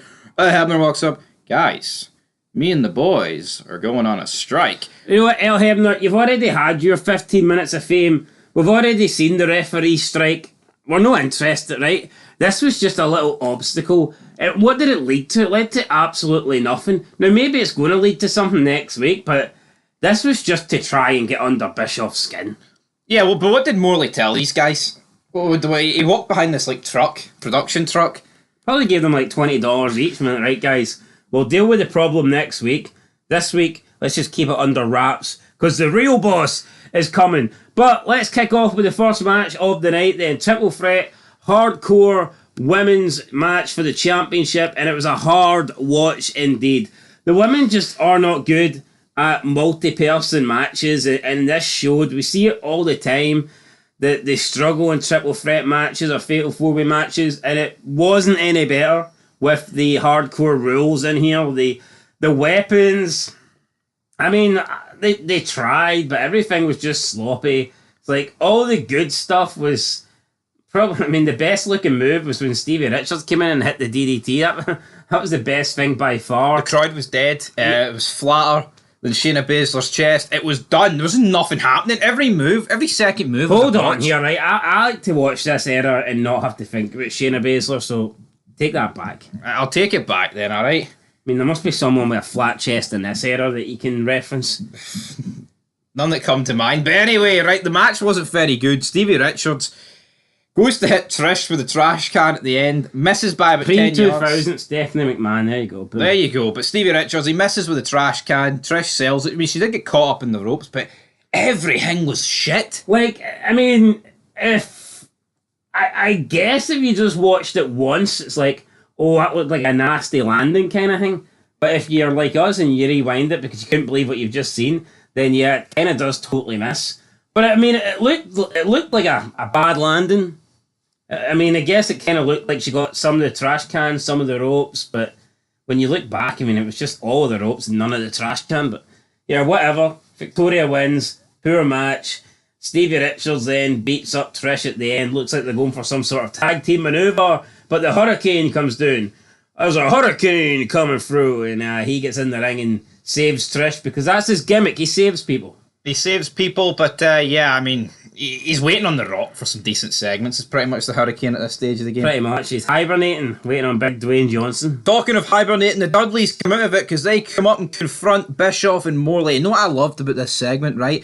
They got in their face and Morley goes, well, what are you two going to do about it? And then they actually battered them. See, if this was today, they wouldn't do fuck all to the authority figures. Wouldn't they not? No, yeah, no, I mean, you actually get actions here, you know, like, it's not just all fake words or people poistering up, you know, it's like posturing up even. You got a big brawl. Yeah, we actually got a brawl between Chief Morley and the Dudleys. Like, nowadays, it would just be just fake-ass shit where they just stand and stare each other down. Yeah, I thought it was really well done. See if you're coming in see if you're coming in with that sort of aggression and then you don't get the answer you're looking for, it has to lead to, like, a fight or else you're full of fucking shit. Yeah, and considering it was an 8-on-2 beatdown last week, they had to be pissed off. Yeah, when you're coming in hot like that, if the answers you're looking for or whatever you want doesn't get resolved, then it's going to lead to a brawl, and that's what happened here. So security broke it up. Looks like Chief Morley took a beating, but don't worry, Eric Bischoff gave him the night off. He did give him a night off, but the funny thing is, he actually fired them, and Bubba's like, all right, we could use a good tag team on SmackDown, says Stephanie. He's like, fuck it. You're not fired, just suspend it without pay. I like that. They're actually referencing the fact that, oh shit, actually, these guys are good, but they're pissing me off sort of thing. Yeah, again, just really good writing here. Really good smart idea. writing. You know, to have Bischoff fire them, and then it's like, fuck, actually, you're right. Me firing them could actually play into the hands of my competitor, my rival on SmackDown. So therefore, I won't fire the Dudleys. I'll suspend them without pay, and that is stopping Stephanie from getting the Dudleys. It's keeping the Dudleys off Raw, and it's preventing the Dudleys from getting paid. So it's like Eric Bischoff, you know, he's just played a blinder here. He's played a blinder, but talking of not so blindness, we've got Maven and Tess taking on Nowinski and D'Lo Brown. D'Lo Brown has got the match won, but the referee refuses to count because guess what? He kicked out, brother, but he blames racism. You're racist. Yeah, I don't quite get it. I mean, the guy who's trying to pin is also black. Yeah, he was pinning Maven, so... I mean, it's not like he was beating D'Lo's a wee bit more brown. I mean, it's not like he was beating a white boy, is it? No, which they would have made more... But then, they're not going to have D'Lo Brown on the verge of beating Test, are they? Even if he did beat him up last week. Did he not beat him? No. I don't think he beat him, though. Anyway, it doesn't matter because then he grabs Stacey Keibler, but he eats a big boot, and then that's it. Test and Maven celebrate with Stacey Keibler after the match. At this point, we are 2 matches in, and it's been a wee bit sloppy in the ring, but we'll forgive it. We'll forgive it because Mean Gene Okerlund arrives in a limo. Bischoff thought it was McMahon. Bischoff's like, what the hell is going on here? Gene's like, it's the anniversary show. Bischoff says, no, it's tomorrow night. You're stupid. Gene then says, maybe if you weren't so stupid, Bischoff, it would be Nitro's anniversary. Then he just like sulks back in the limo and it reverses off like he shot himself. Yep, and then Bischoff says, well, maybe if I didn't hire washed up people like you, Nitro would still be around. So. Imagine trying to blame Gene on that. Gene on Nitro. No, he wasn't blaming it, but I No, I mean, know he wasn't, but if you actually think of it, well, I get it. What? But then, whose fault is it? that's what. Well, Bischoff's taking responsibility. He's like, you know what? Maybe I didn't hire washed-up people like you then. But that's Bischoff's mistake, isn't it? I think there was a place for Mean Gene after WCW. You never really seen him again, apart from these events. But I like this. Mean Gene got a shot in. Bischoff got a shot in. Nice wee WCW references, and I mean, I don't think Bischoff's wrong. I don't think Mean Gene's wrong. We could have easily been celebrating 10 years of WCW. So, in a few years' time. Exactly, but it's not quite that. Jericho then turns up, he says he's got a big problem. I want to enter the Rumble, and I want to enter at number 1. Bischoff says, no, we need a Raw superstar to win. We're against the odds already with Michaels, come on! And again, this just makes total sense. Yeah, today, this just doesn't happen. There's nothing long term, there's nothing cooking about this, it's just fucking good writing.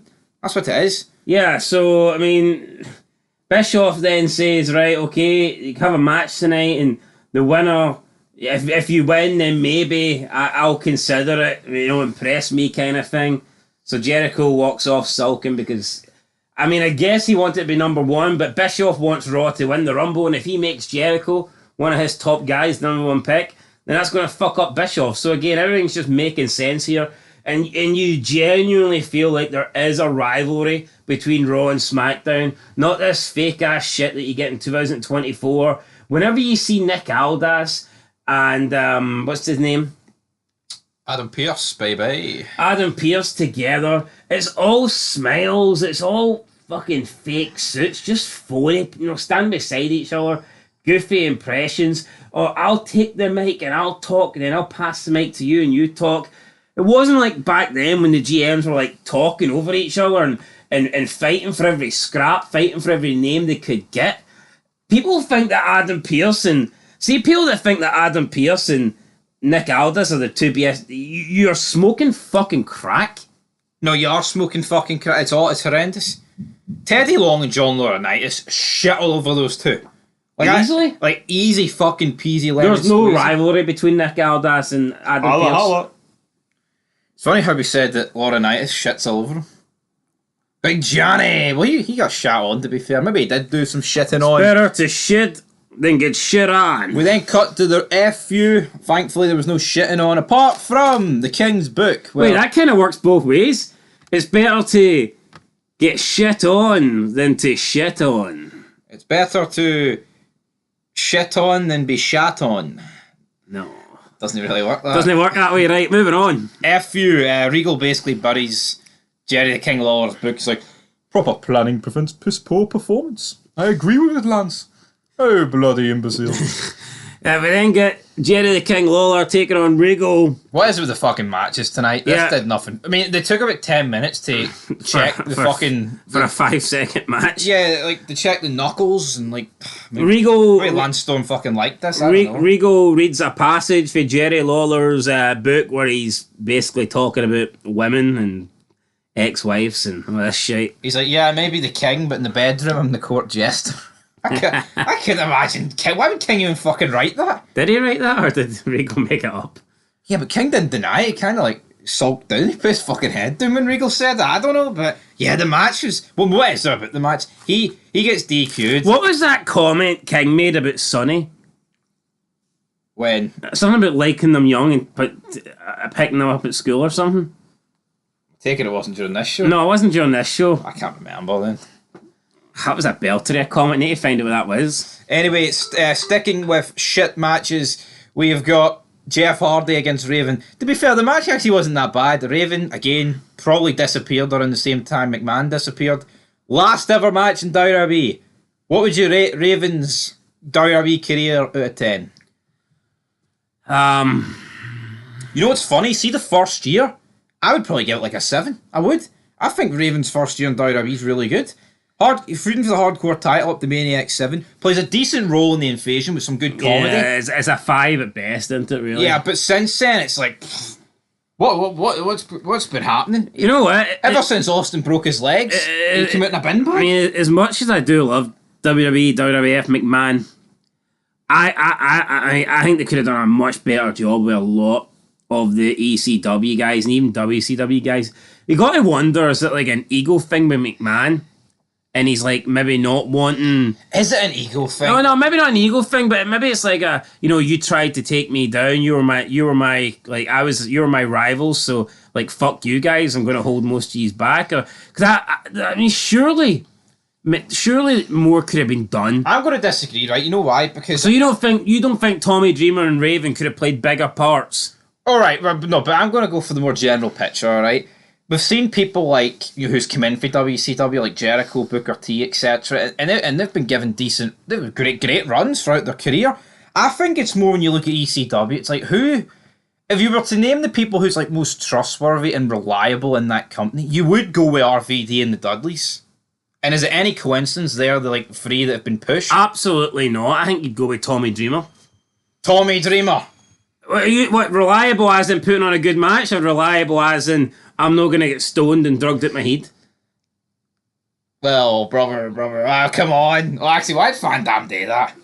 No, but Van Dam... Here's the WWE Championship. I ain't baller. I'll just get pulled over by Tommy cops. Dreamer and the Sandman and all that, they dropped each other off dead at hospitals, for fuck's sake. I think McMahon wants that. I think Tommy Dreamer was just a designated driver. Like, I think Tommy Dreamer was pretty sensible compared to everyone else. But I think Tommy Dreamer's actually had a decent career in WWE. A decent, he's been a He's bomb. been better than Raven. I think you could argue Raven's had better moments. Like, Well, I mean, like, I think peak Raven's probably better than peak Dreamer. Anyway, there is no peak Raven. It's over. It's TNA from now on. Did Dreamer get a match at WrestleMania? 2007 he did. Down. That doesn't count. Throwaway fucking tag team match. Look, it was a decent enough match. I know, but Raven actually had a hardcore title match. You know what I mean? He was champion in that. Right, anyway, Jeff Hardy advances, as if it was ever in any doubt here. Raven, new Jeff haircut. Hardy just looked drugged out his tits, went for the Swanton, Whisper in the wind, couldn't even climb the top rope and he fell. It's a match that will happen in TNA in about 6 months. I reckon Raven should have just done to Jeff Hardy here what Sting done to him at Victory Road. And entered the Rumble. Aye, why not? Well, he could have done that, but he didn't do that. Also, they did mention that Raven had been like kind of stuck in heat for the past 6 months. King mentioned that. So it's like, I don't really understand. It's like, why is he being promoted back to Raw? Is it just for somebody to beat Jeff Hardy? Or somebody for Jeff Hardy to beat? Maybe. Who knows? Jeff Hardy, though, qualifies for the Rumble, and he appears to be the last Raw man in this thing. Yeah, he is literally the last Raw guy in it. But we do have McMahon finally arriving to the arena. He gets out of his limousine. Bischoff's greeting him. He's brown-nosing him, essentially. Then he turns to Randy Orton, does McMahon. He's like, how's the shoulder, kid? 94%. McMahon then starts slapping the shit out of his shoulder. That's what I like to see. That's what I like to hear, And then he takes off his like 50 grand jacket and just throws it away as he's making his way down to the ring. Just leaves his jacket backstage as if it means absolutely nothing. Now, what did we make of the McMahon segment? I thought it was kind of all over the place here. I don't think McMahon's parts were bad, but I don't know. I mean, it was alright. Like, first you get the Dudleys coming out, and for some reason, like, McMahon almost acted like... I mean, he treated the Dudleys like they were faces, didn't he? He was, like, almost nice to them. Yeah. So Dudley's come out complaining about being suspended. But it suits the storyline, though, because the reason why he's saying Bischoff's just been good is because he's treating good talent like the Dudleys like shit, potentially. So McMahon reinstates them and gives them a title shot. Not quite sure why, but they get the title shot, they're reinstated. McMahon then tries to speak. Jericho comes down and says, look, I want to be number one. McMahon says, right, whoever wins this fatal four-way match tonight gets to pick their number. Tells Jericho to shut the hell up. And you can't pick number one, though, because the Heartbreak Kid's number one. Aye, so McMahon reveals that, and Jericho's heart sinks, but there's always number two. And then McMahon finally tries to get out what he wants to say, and Bischoff comes down. Bischoff can't really understand why McMahon's here, and McMahon at this point is pissed off. He has flipped his lid. Yeah, he has flipped his lid. He wanted to come out, I just want to make an announcement about the anniversary show. But then he says, maybe it's time for a public employee evaluation. He says, you're doing a good job, just not a great job. Now, we touched upon this at the start of the review. Obviously, Bischoff's doing a great job, right? Did a better job than Ric Flair. No, he is, but Did a better job than Stephanie. But where would the storyline be if McMahon just came out here and was like, you're doing a great job, Eric, then no chance, and just walked off. But no, he gives him 30 days to turn it around or else you'll be fired. We then come back from the commercial. Bischoff's pleading for more time. He needs more than a month. But do you think that means over the next 4 weeks then we're going to get great Raws?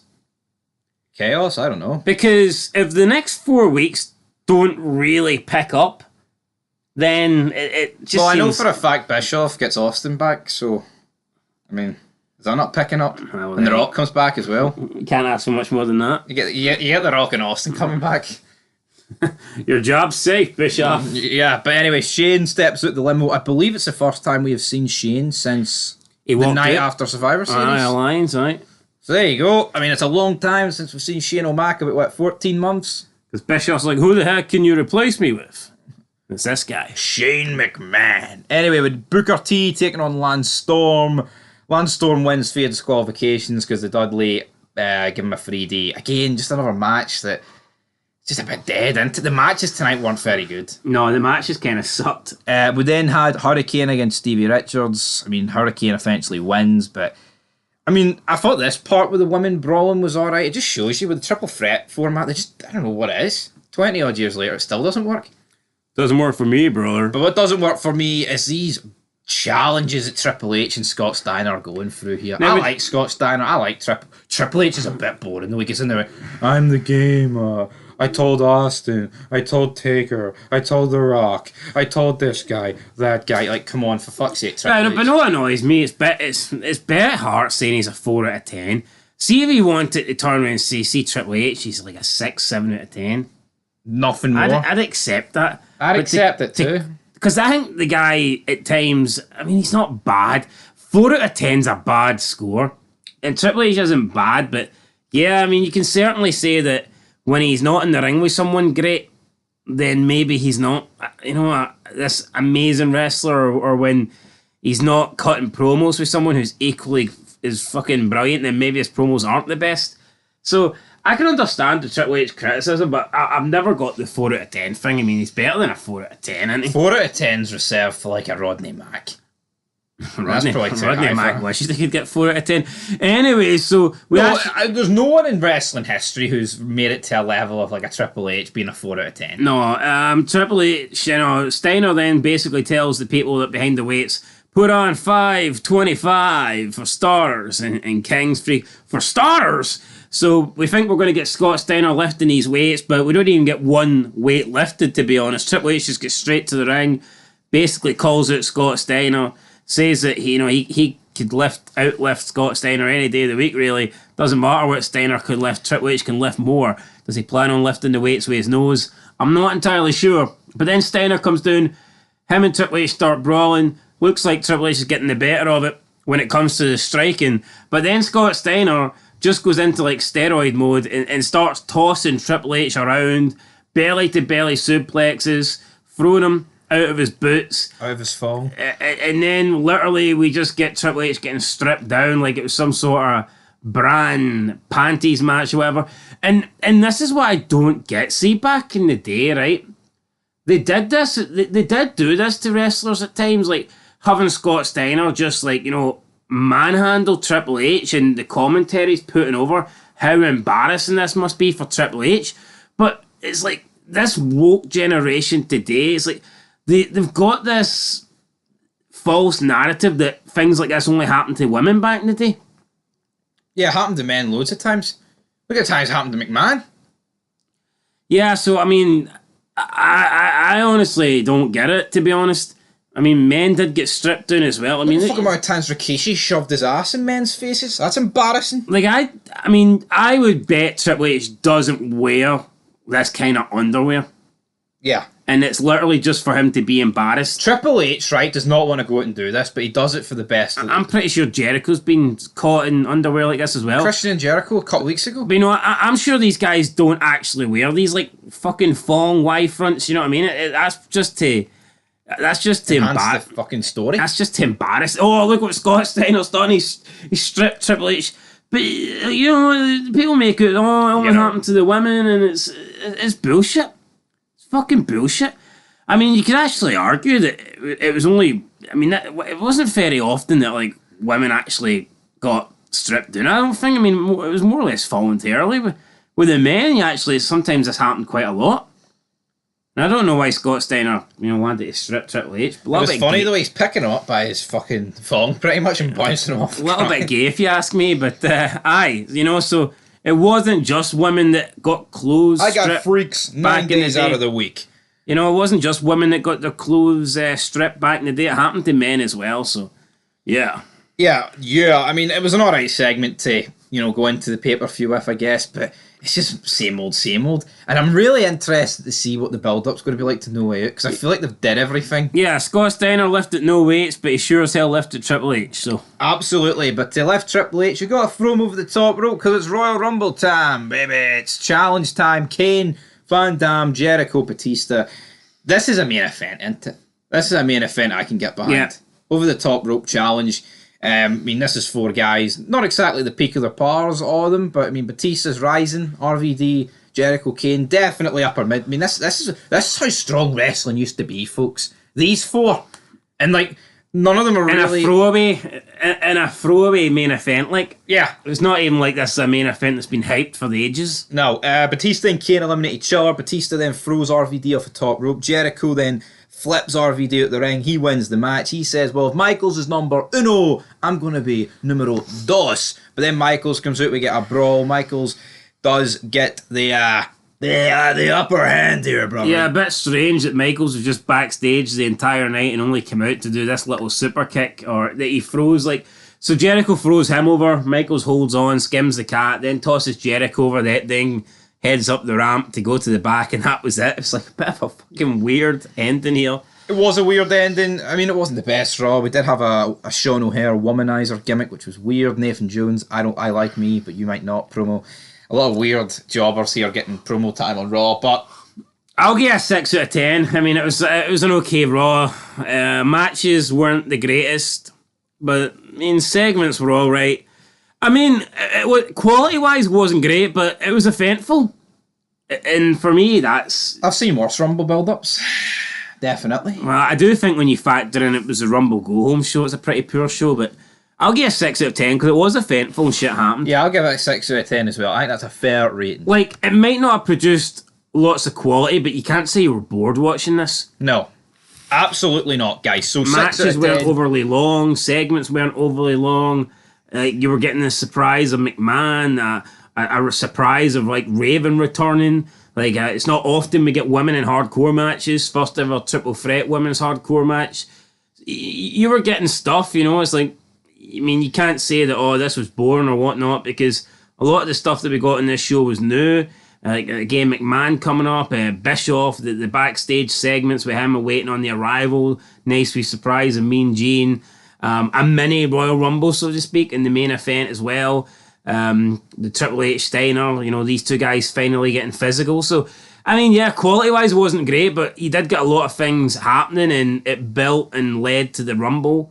So, yeah, decent show, good show, but not great. Could it be hard to decipher 5 moments, though, for it? You'll have to find out tomorrow, won't you? Till next time. Look at Al. Look at Don. Look at Fog. Welcome back to Fog Wrestling. It is your 16th of January 2003 edition of Friday Night SmackDown. Go home show to the Royal Rumble. And what's the headline by? The funeral of Al Wilson. The go home show, but it was technically a go home and stay home show for Al Wilson, as he will never be seen again. It was a good run for Al Wilson. He might have had a short amount of time on WWE television, but you know what? He's a more memorable character than most wrestlers are today, and I enjoyed Al Wilson's run more than most wrestlers today. So, yeah, Al Wilson. A lot of people didn't like this. A lot of people shat over it. I wouldn't change it for the world. I thought, well, we got some really good moments in there. We had Taz and Michael Cole enjoying themselves week in, week out, making fun of this shit. And, at the end of the day, guys, we can't just all have serious wrestling night in, night out. You need things like this to break up. And I enjoyed it. You got Dawn Marie marrying someone who is like quadruple her age. Stepmother, stepdaughter match coming up in the future.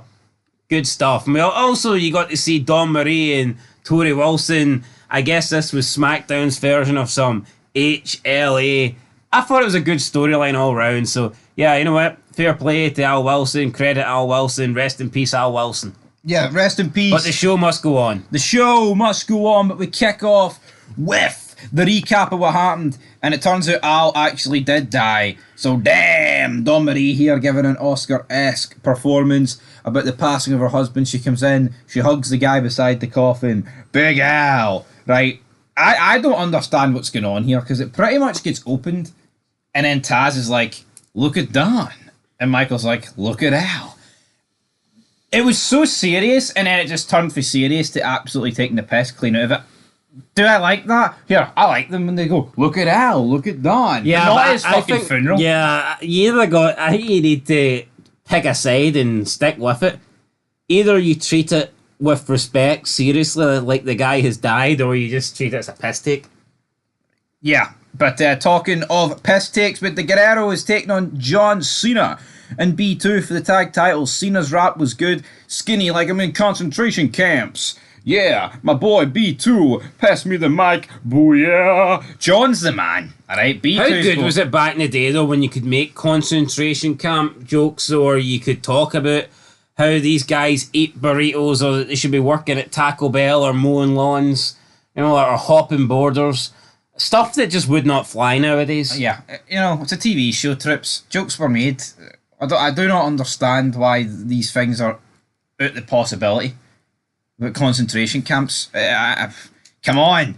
As for the match extremely sloppy. Eddie got injured at some point, concussed. Don't really know what happened. They rolled to the outside, and then Chavo. Well, you know something's wrong with Chavo's winning clean. That's all I'm gonna say. Yeah, was there an audible called? Must have been. Was he telling Cena to get the fuck out the ring? I'm not pinning you. It has to be B2. Possibly. Nice wee rhyme, though. Nice wee rap. Oh yeah, I like the ring. Anyway, B2 gets battered after the match. Big John and some new guy by the name of Red Dog. How long will this guy last? Probably about 2 weeks. It's not quite Road Dog, is it? I actually had no idea this guy existed, so it'll be interesting to see how his career goes. I thought it was B2 or B squared. I mean, I thought it was him for life, but turns out it's not. Up next, we've got him for like a couple of months, but yeah, I get your point. Up next, we've got Chris Benoit. He's talking about his family. I mean, every second line here, there's just a reference to the murder-suicide that he committed. You know, I've got to do it for my family, I've got to do it for my son, their sacrifices, my sacrifices. Life will not be worth it unless I win this title. All that talk, and it's like, Jesus Christ, Benoit's son, reel it in. But, you know, Is it poor for us to make light of what happened? Because I look at Benoit and I think, see if Benoit just continued to have the career that he did, I feel like I wouldn't look back at these promos with any sort of fucking, you know, like appeal. Like, they wouldn't entertain me as much almost if he didn't do it. So what you're saying is Benoit got over by killing his family? I'm actually going to go on a limb and say that. Am I weird for that? Aye, I'd say so. Personally, I think you need to make light of this stuff because it would just be too awkward. We couldn't really sit here and praise Chris Benoit to the absolute maximum and not address what he done.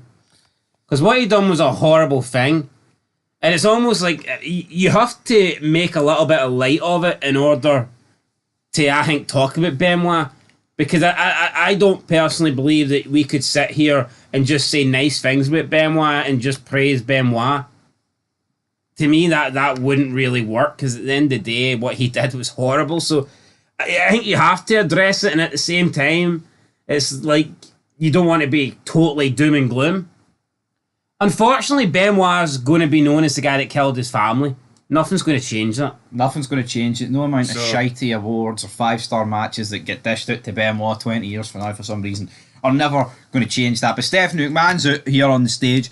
Says that Undertaker's going to be at the Royal Rumble. Everybody wants Brock Lesnar and the Big Show to fight, but not tonight. Why does she keep setting herself up to fail, by the way? For the past 6 months, Stephanie McMahon's come out, promised us something, but then the next line took it back and gets booed. She's supposed to be a face. She thinks she's doing a better job than Eric Bischoff. I don't think so. No, she's not. But tonight, Big Show A-Train against Brock Lesnar and a mystery partner. Bill DeMott defeats Rikishi up next. Demott. Demote me for Fog Wrestling to I get you on heat or something, or velocity. No, what's Rikishi doing? You can't string a sentence What's together. Rikishi doing? Yeah, so Rikishi tried to back that ass up, but I mean, he ended up on his ass, losing to Bill DeMott. A weird one. Bill DeMott picks up a not so clean victory, just like Rikishi's underpants. But at the end of the day, it's, Bill DeMott's on a winning run. He keeps that winning run going. He didn't get a clean victory, but he came out of the match looking stronger, I guess, than Rikishi. And we're going to hear the same shit. I guarantee you, Rikishi will come out at the Rumble, and the commentators will put over that he's like the favourite for the match. But I mean, how can Rikishi be the favourite? When was the last meaningful win that Rikishi got? Must have been The most meaningful win I can remember Rikishi getting is against Billy and Chuck. Yeah, in terms of a single win, like when was the last time the guy felt like a formidable force? I mean, we're talking, I'd say 2001. Early 2001 at that. Because, of course, he got injured. Since the brand split, Rikishi's been a job guy. He's been a job guy, but talking about being able to speak English, Funaki's up next. Did you do that on purpose, Tim? Aye, I did. You like that one? Number one announcer. Number one. Funaki, you don't speak English. Funaki, home, comics back with Matade, Shannon, what more, version 1. How are you number one promoter on version SmackDown 1. when you cannot speak English? But again, this is good for Matt Hardy. But this is just something that I don't think would fly today either. No, Shelton Benjamin would cry about it. Even though Nakamura, right? I actually kind of like Nakamura's broken English promos, but look at Io Sky. How many times does she either have Dakota Kai speak for her or we get the subtitles? What would be wrong with a woman saying to Io Sky, like, shut up, you can't even speak English? It's the truth. Yeah, no, there'd be nothing wrong with it, but there's a big brawl between everyone here. Shannon Moore looking incredibly small. Like, hold on, no. Say if John Cena was wrestling in China or whatever, and he's learning his Chinese, but he hasn't done a very good job of it, and he's like basic Chinese, and like some Chinese wrestler says, "What? Shut up, John Cena! You can't even speak Chinese. You don't speak the Mandarin." Like, would we get upset about that? No. No. I don't get it. It's just the evil white man. I just don't understand. Like, I mean, if you can't speak good English, I think that's a fair insult. Another Japanese guy's up next. We've got Tajiri taking on Nunzio. Nunzio defeats him. It was an alright match. I think his finisher's a bit weak though. Yeah, weird finisher. Nunzio wins with like a springboard arm breaker. I've just never seen an arm breaker win a match. I mean, normally it's a move that you would be doing to like set up an arm kind of submission. I find it hard for an arm. I think if an arm move's going to finish a match, it's got to be a submission. Surely a move that surely a finisher has to be like something to the head or something to the back or something to the gut. You know, like it's like the definition of a transitional move. Like, would this not be like someone doing a dragon screw? Yeah, and getting a pin. But I guess it's on Tajiri. It's not like he's beat Brock Lesnar with it. Well, I can't imagine Nunzio will be picking up many wins against Brock Lesnar, but I get your point. I get your point. Right, John Cena's up next with Josh Matthews. Cuts like a 5-minute rap promo. I thought it was good. John Cena's getting better and better. He didn't know how to end it though, did he? No, he didn't. He kept going on. But dogs. Litter. Dogs bark. Yeah. Barks on a tree. Yeah, get the collar. Yeah, it's all about me at the Royal Rumble. That's plenty of fun. Anyway, you say John Cena won't be the breakout star in 2003. I'm gonna disagree. I think by the end of 2003 we're gonna see a new star. Alright, Big John. His name is John Cena. Right, Brock Lesnar then enters the GM office. Stephanie McMahon was on the phone with Shane O'Mac. Brock said he doesn't need a tag team partner, but she's like, I want to protect my investment. I don't know, Stephanie's not doing it for me anymore. If you really want to protect your investment, why would you have this match to begin with? She then says she wants Brock to beat Big Show and win the Rumble. Why? A bit favouritism there. Favouritism, but Brock will have a partner, and that partner is Rey Mysterio. It just doesn't make sense to me why Steph would want Brock to win the Rumble. I get her wanting a SmackDown guy to win the Rumble, but why Brock? Yeah, I don't get it. Rey defeats... Or maybe, unless she was trying to get on board with the whole, yeah, I get it, you were screwed, Brock, and you deserve to have that title back.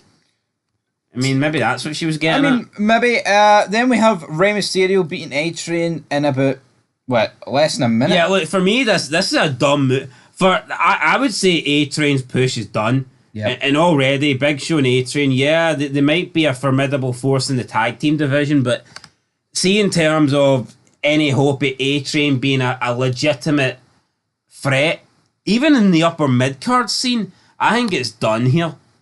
And also, you've got Big Show taking on Brock, and I know Big Show technically bailed from the match, right, and retreated. But you've got Big Show and Brock, right, and a winner gets into the Royal Rumble. We know how fucking dominant Brock's been in 2002. Can we at least try and pretend that Big Show's a match for him? You got Heyman saying that, Brock Lesnar, you can't beat the Big Show. Does anyone believe that? No. How easy did Brock and Rey Mysterio defeat these two? Way too easy, in my opinion. It was way too easy. Up next, we have Funaki versus Matt Hardy. It was version 1 versus number 1 announcer. And Funaki actually put up a pretty good fight here. Competitive match with Matt Hardy. Matt Hardy, in the end, needing a very dodgy looking spot with Shannon Moore to get the victory here over Funaki. I mean, I'm not quite sure why Funaki was booked like Hulk Hogan in this one, but he was for some reason. If Matt Hardy can't win a clean victory over Funaki, then he's in trouble. Well, let me tell you something about the little Jap brother. He was booked pretty strong, just like Pearl Harbor. He was. Tajiri was booked strong, but he couldn't get the match done, couldn't he? Funaki was booked strong, but he's built like a toothpick, so therefore he didn't win. A little help from Mo. I need a wee bit more help, but we did it. Matt Hardy then slaps him. I did it. Then we got the finale, so to speak, of the funeral. Tori Wilson comes in. It goes all silent. She goes up to the grave. Oh, not the grave, the open casket. It's more a wake, isn't it, than a funeral? Well, no, I guess it is kind of a funeral. Wake, funeral, same thing. Shite, jobby, right. Then Dawn Marie goes up to her, blames Tori Wilson off for this, you know. He was What are you doing here? You broke his heart. You killed him. You died of a broken heart because of you, Tori. Broken heart? I mean, his heart gave out because he was having so much sex. That's pretty much the reason. His fucking arse fell out his trousers right in the hotel room.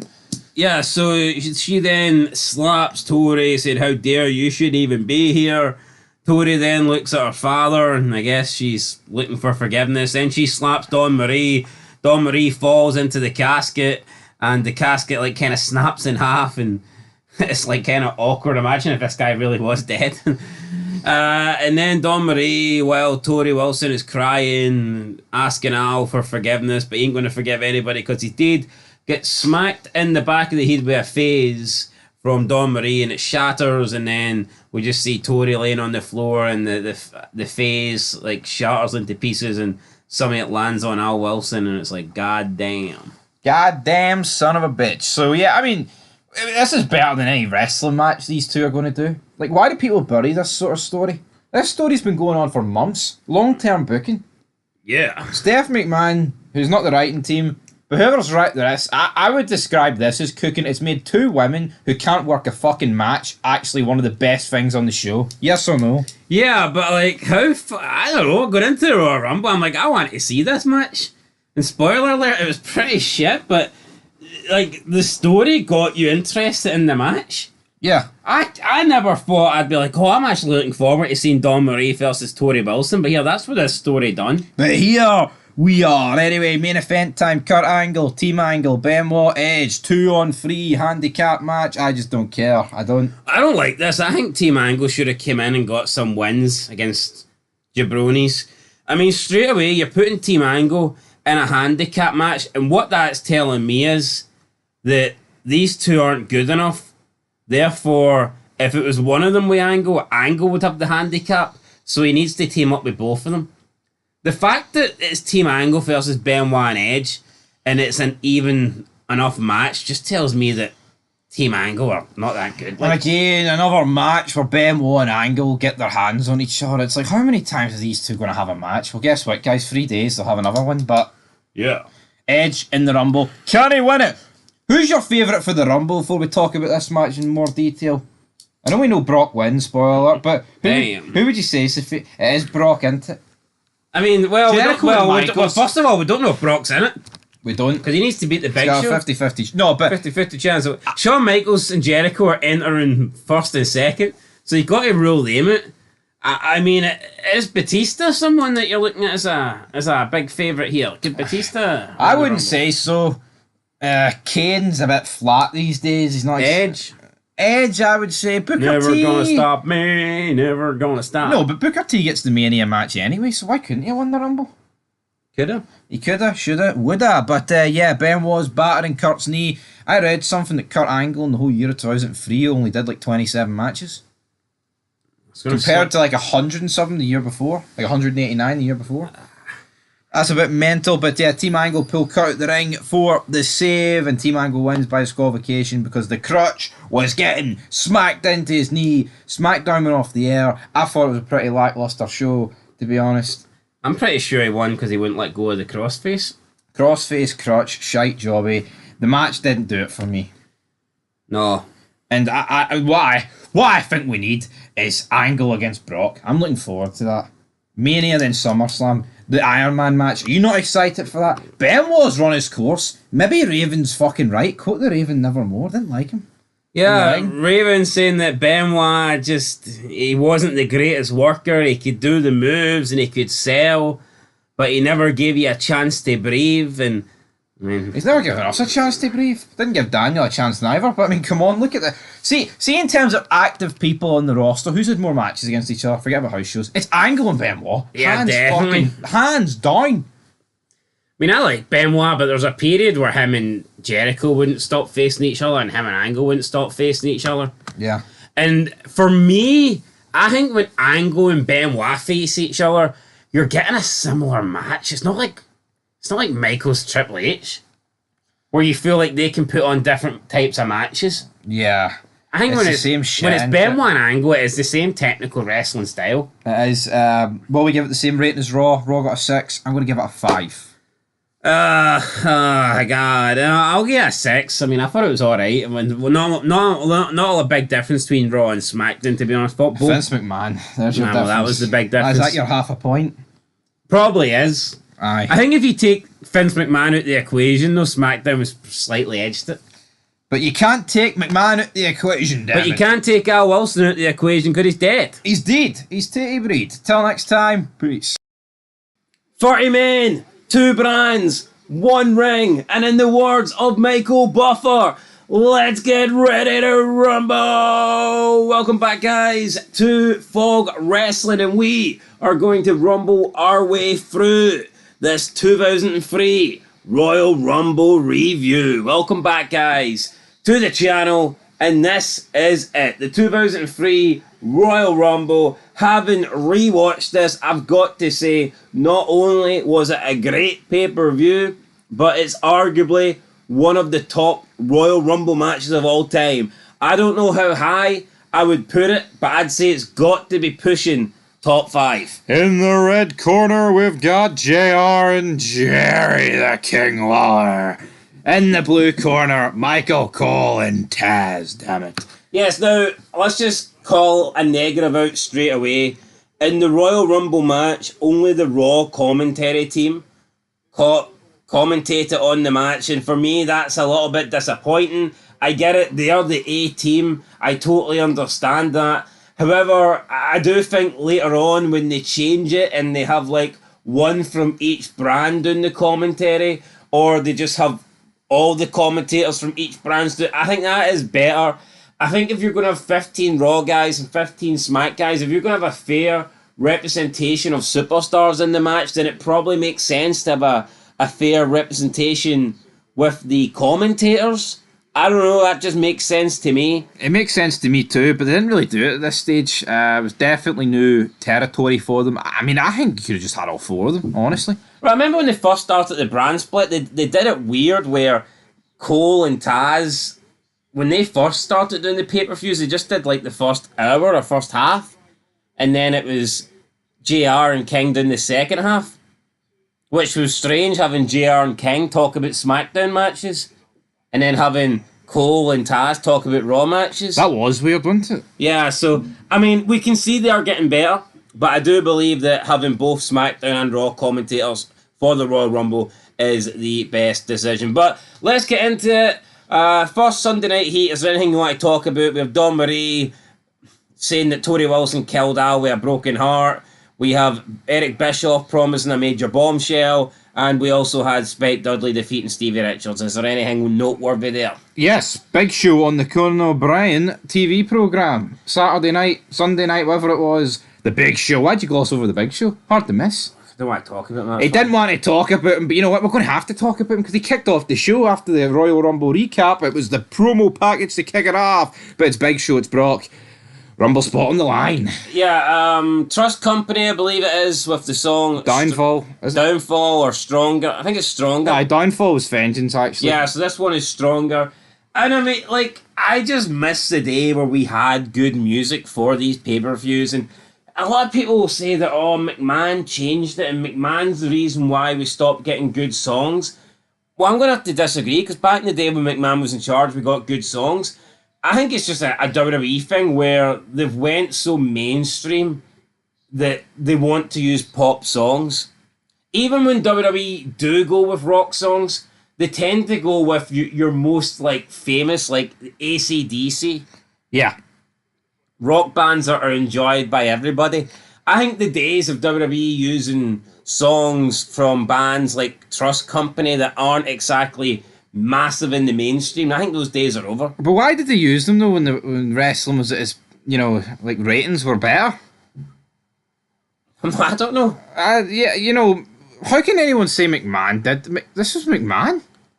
You know, this McMahon ran it here.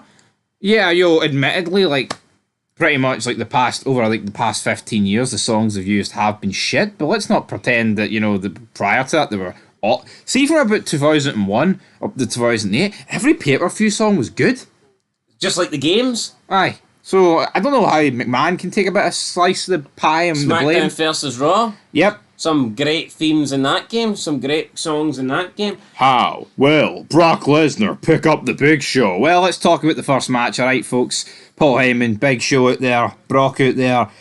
It would have been a terrorist act if Big Show beat Brock Lesnar, but he didn't. Yeah, he didn't. Brock Lesnar wins. Brock Lesnar basically just suplexed Big Show all over the place. Then he hit the F5. It wasn't a long match. It didn't have to be a long match, but I mean, you never really felt like Big Show was going to win this. Even when he was on top in the match, it was like kind of just, all right, you're on top, but wait until Brock hits you with F5 and it's going to be good night. Still don't really understand why Paul Heyman left Brock Lesnar for the Big Show. I mean, it makes no sense to me.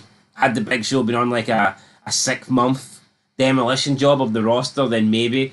But literally 6 weeks before Paul Heyman decided to betray the Big Show, betray Brock Lesnar for the Big Show was losing to Jeff Hardy and Tommy Dreamer. So it's like, that guy's just not going to beat Brock Lesnar. And tonight he didn't. So yeah, there you go. Brock Lesnar beats the Big Show for the first time and earns a spot in the Royal Rumble. I thought it was a good match for what it was. I mean, it was a bit long. I think it was slightly longer than the Survivor Series match. But here's the thing. Nobody wants Brock Lesnar Big Show to go 20 minutes. No. I think a 5-minute match between these two are good.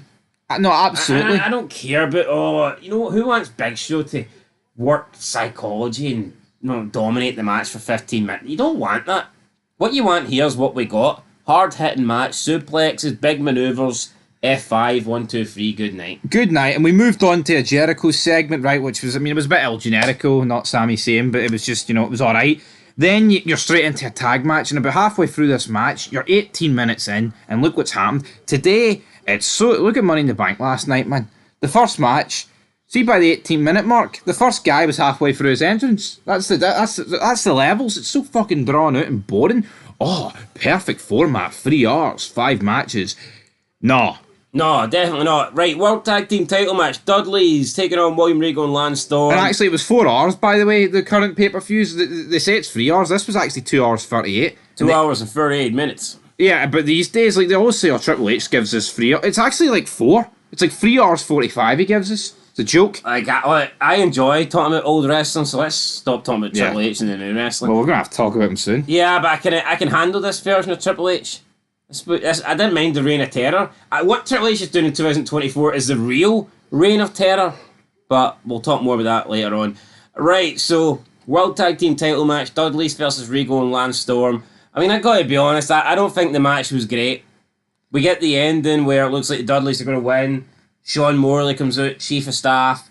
He's trying to get involved. He's on the ropes. Referee's distracted. Chief Morley gets punched by Bubba. Lance Storm is selling a maneuver. William Regal's got the knocks. William Regal goes to punch Devon. He misses. They hit some form of like double flapjack, but I think they were selling it as a 3D, a double 3D or whatnot. Then Lance Storm's recovering. Regal's just took the double flapjack. Devon gets the brass knocks from Regal. He hits Lance Storm. He puts the knocks in his pants. And the referee doesn't see it. 1, 2, 3. New tag team champs, the Dudley Boys, via the brass knocks. So the power of the punch was in Devon's hands tonight. I'm glad to see the Dudleys win the tag titles. I believe it's split 16 tag titles across the board. And hopefully it's a long title reign. Nick Patrick. Yeah, Nick Patrick, you fucked up, man. Up next, we have the stepmother versus stepdaughter match. You know, expectations weren't high for this. I'm not going to say it was worse than expected. Now, everyone here on the message boards back in 2003 were saying it was worse than expected. Hell, it was horrible. I mean, what were you expecting? I thought it was alright. It was under 4 minutes. That's a good thing. No, that's the key though. If you got two people that can't work, why go long? Go short. I mean, when Tori Wilson won with a neck breaker, I thought that's like a bit of a botch finish. But then again, we don't know what Tori Wilson's finisher is. For all we know, it could be a neck breaker. Maybe this match would have suited more if it was like a street fight, but I don't think these two can't work a street fight. No, I think just keep it simple. So that's what we got. Stepdaughter, stepmother. The stepdaughter wins. Tori's victorious. Dawn Marie hightails it up the ramp. Is that this feud done? Doesn't look like it. I mean, Tori's father's just died. Dawn Marie's husband's just died. I doubt, below average 3.5 minute match is going to fix things. We'll see what happens going forward.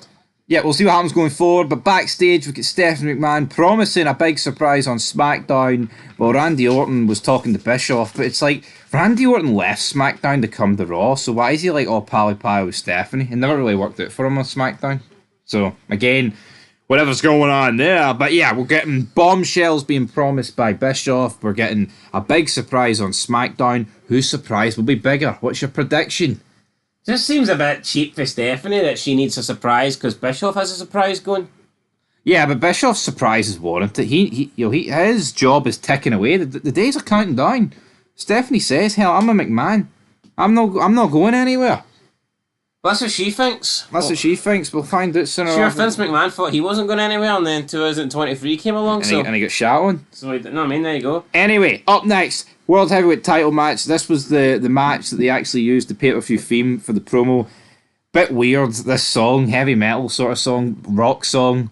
It's not heavy metal. Let's get that straight. Well, you know what? It may as well be heavy metal when you've got these two stripping each other down, throwing each other in the ring. Triple H, bollock naked, pretty much. Alright, there was one guy getting stripped in. It was Triple H. Well, Scott Steiner was humping the mat, alright? But you know what? I enjoyed the promo.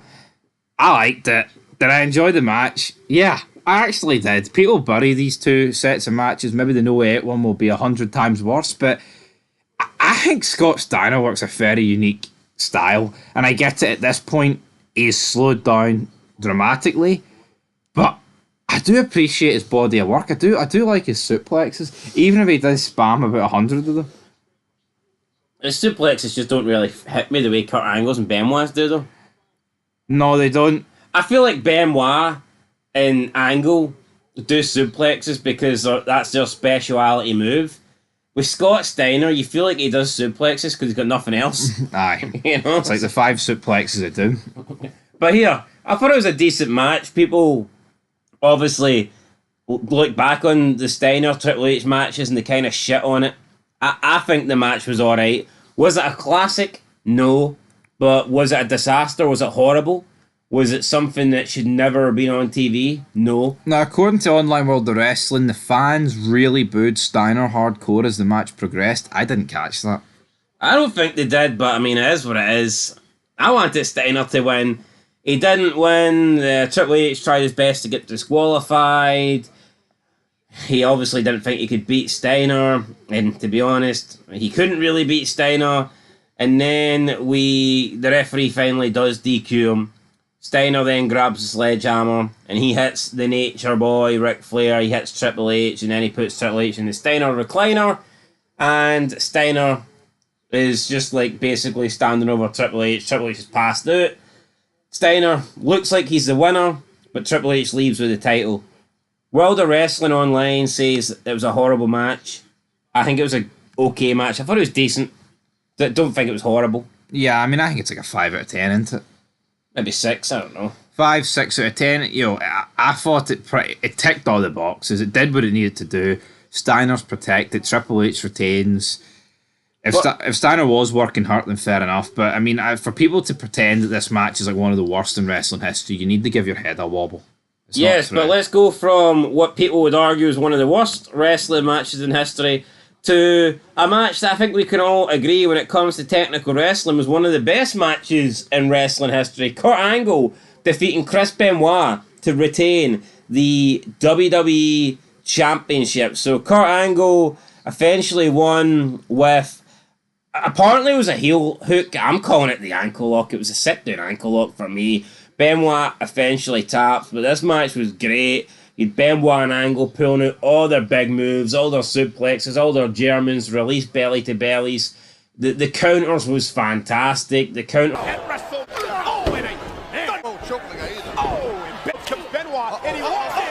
from the crossface to the ankle lock, Benoit doing the ankle lock. I mean, it was phenomenal. It was like a countering machine here from two of the very best wrestlers of all time. Not just on this pay-per-view, not just on during this period or the roster, but two of the greatest to ever do it, in my opinion, in terms of the technical wrestling style. And I thought it was a fantastic match. I mean, it's a 10 out of 10. It's a 5-star match if ever you're going to get one. Well, according to Dave Meltzer, it's not, because he never gave Kurt one. I don't know why. Did they get lost in the post? Probably, but it was perfect length as well, right? The fact that it was only 2 minutes more than the Steiner Triple H one. And, you know, if it goes a bit, maybe if it goes too much longer, you know, it could drag on a bit. But I think it ended at the perfect. Could it maybe last a wee tiny bit longer? Maybe. But I think it was damn close to a perfect match between two wrestling machines. But the fact that Meltzer has never gave Angle a 5-star match, that to me just completely shows you that Meltzer has zero credibility. Yeah, no, absolutely. How can you claim to be this, like, wrestling fucking juggernaut, you know, this wrestling, like, encyclopedia, and this know-it-all, you know, the king of wrestling, the god of wrestling, but never give Kurt Angle a 5-star match? And it's not just our opinion. I mean, I would say pretty much everybody who talks about wrestling says that that's probably one of the biggest tragedies in professional wrestling, that some nerd by the name of Dave Meltzer never gave Kurt Angle a 5-star match. Do you think Kurt Angle looks at it as a tragedy? Or I don't think he gives a fuck. No, he doesn't care. No, obviously Kurt Angle doesn't care, but to me it just sums up that Dave Meltzer doesn't have a fucking clue what he's on about. Even up to this point, Kurt Angle said 5-star matches. Look at his match against Shane O'Mac. And another thing, right? All these maneuvers, all these massive suplexes, not one suplex looked unsafe. No, all on the money. But they all, like, legitimately, they all look real, but none of them look safe. And that's something that not a lot of many people can do. So no, they all look safe, you mean? You said none of them look safe. Did I? Alright, they all look safe. They all look safe. I'm pretty sure I said they all look real. No, you said none of them look safe. I can guarantee it. Ah, well. I put my life on the line. Drop dead. Well, when you put your life on the line, when you're against Kurt Angle and Benoit, you don't need to worry you will come out alive, because these two nailed the suplexes to perfection. Well, if you put your life on the line against Benoit, would you come out alive? Well, it depends on the kind of match you're having with him, but yeah, in a Rumble 2003 match, you're going to be fine. This match was fantastic. Fantastic match. And then we move into the Royal Rumble. Quality match from start to finish. We get a unique entrance this time, a unique beginning of the match where Michaels is the first man, Jericho comes out second, but Christian is dressed as Chris Jericho, much to Shawn Michaels' surprise. Jericho then comes in from behind, attacks Michaels, hits him with a chair, busts him open, beats him up for a little bit. Number 3 then, Christopher Nowinski comes down, doesn't want to get in the ring, he's just happy to watch Jericho continue to pummel Shawn Michaels before Jericho eliminates Shawn Michaels before the number 4 entrant comes down. I don't think anybody was predicting that. Jericho to batter Shawn Michaels for 2 minutes straight and then toss him over the top rope. No. No one could have predicted that. Part of me loved it, but part of me was like, no, we needed more of Michaels in this match. No, I thought it was great. No, I thought it was great, but it's almost like, could we have done with Michaels? I'm just thinking at the end, like with Taker and Brock, like how great would it have been if Michaels was in there with Brock Lesnar? No, I thought what they done was fantastic. I guess another thing you could have done was keep the majority of the Rumble, at least the first half, down to basically just Michaels and Michaels and Jericho, and you could have had those two pretty much eliminating everyone, and those two going out throughout the majority of the match. Could have had that. You could have had that. But I like the way they done it. I thought it was great. And then we get like Ray comes out, Edge comes out, Chris comes out. We get a lot of like great wrestlers coming out, and they didn't last necessarily long, and lots of good spots. Tommy Dreamer came out. He made it a hardcore Rumble for like 30 seconds before he got eliminated. Nowinski got his nose crushed into oblivion by Edge. It was not good. His nose is up his arse, pretty much. Bill Buchanan came out, and I mean, his entrance probably lasted longer than his time in the match. RVD came out. Matt Hardy. Shout out to Matt Hardy, by the way. I thought he was a phenomenal participant in this match. Definitely one of the MVPs for me. No, I would agree. Definitely Matt Hardy. I mean, I don't think the match wasn't really full of... I mean, there was a couple of main eventers in there, but it definitely feels like a new age Royal Rumble, if that makes sense. Like, ruthless aggression's like going through its veins.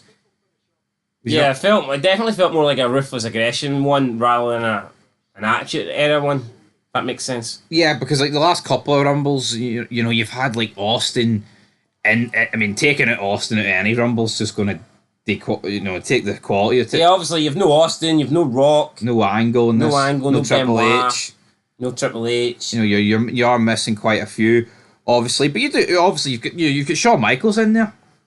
Oh, Shawn Michaels definitely adds up for it, but as I say, he's eliminated quite early, but... Quite early? I mean, alright, it was the first fucking elimination then.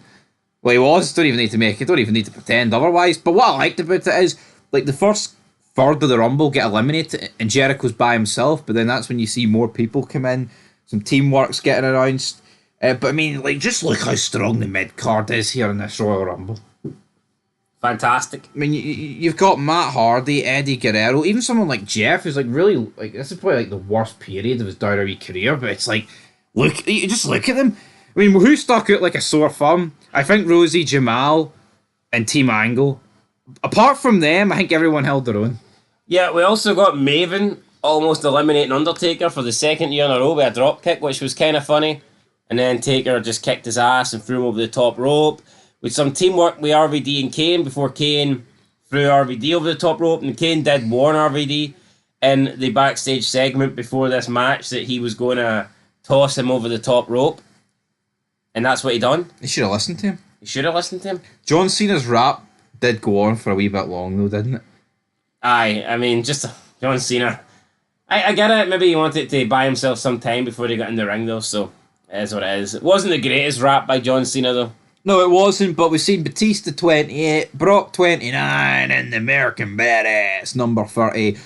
Batista, they're definitely beginning to push him. The chains are off, so to speak. Batista's unleashed. Batista's unleashed. You get down to your final four.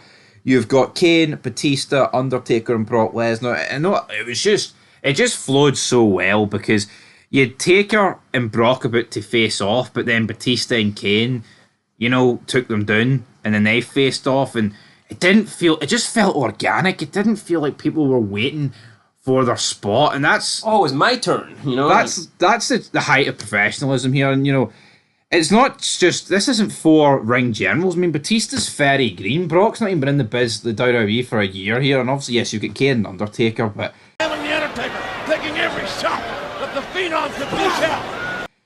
This is what true wrestling's about. It should feel real. You should live in the moment. You shouldn't be like, well, he's going to do that and he's going to do that. And I feel like when you actually watched wrestling when it was good, you couldn't tell what was going to happen for the most part. I think it's just so predictable now. It is so predictable. A match that happened 21 years ago is fucking less predictable than a match that hasn't happened yet. Work at it. Work it out. But Kane and the Dead Man, they're about to team up, but then Taker fucks Kane over. Batista comes in with a chair after he got eliminated. He's been hit Undertaker. Taker takes him down. But then Brock throws the dead man over the top rope. You wasn't got a second to breathe in this match, and that's exactly how a Rumble should be. See, apart from when Jericho was last guy standing for 60 seconds, that was the only breather you got. Yeah, that was it really. Undertaker did congratulate Brock. Brock seems to be getting Undertaker's number. Well, Undertaker signalled that he wants a shot at the title when Brock Lesnar wins it, so we'll see if he gets one. Karma kind of caught up with Kane. He betrayed RVD, and then he got betrayed by his brother, The Undertaker. So, yeah, with some good turns, some really good participants. I thought Jericho was the star of the match, but also Matt Hardy as well was in there quite a long time and did a good job. So, yeah, Matt Hardy did well. I thought John Cena was decent as well, to be fair. For me, definitely Chris Jericho was my main guy. Main guy, time to review and rate the show. So I've already reviewed it, mate. I will review our rating, alright? Recap quickly. I'm going to give it an 8 out of 10. You know, you've got a great Rumble, one of the greatest matches of all time on the card. That alone bumps it up. Yeah, the other matches aren't particularly great, but it was a fun, enjoyable show. I thought it was better than the 2002 Rumble. I'm giving it a 9 out of 10. I thought the second half of the show, the main event and the world title match between Angle and Benoit and the Royal Rumble, you don't get better than that. That was 10 out of 10. That's as good as you can get. And if the first half of the show was better, then I would have gave it a perfect 10. However, I can't give it a 10 because the first 4 matches were... I'll be completely honest. None of them were good. I thought Steiner Triple H was okay, and I thought Big Show Lesnar was okay. Tag match was a little bit boring in my opinion. The women's match wasn't great. Had they been a little bit better, then for me it's a perfect 10. But I don't think you can give a 10 to a pay-per-view when 4 of the first 4 matches aren't really up to much. But as soon as you get into the second half of the show, then it was you can't fault it. It was quality. It was plain sailing for there. 10 out of 10. I think an 8.5 is a fair enough rating, and I would have to put it up against the other Royal Rumble pay-per-views that we've rated on this channel. But until next time, guys, we'll be back very soon. The road to WrestleMania starts tomorrow.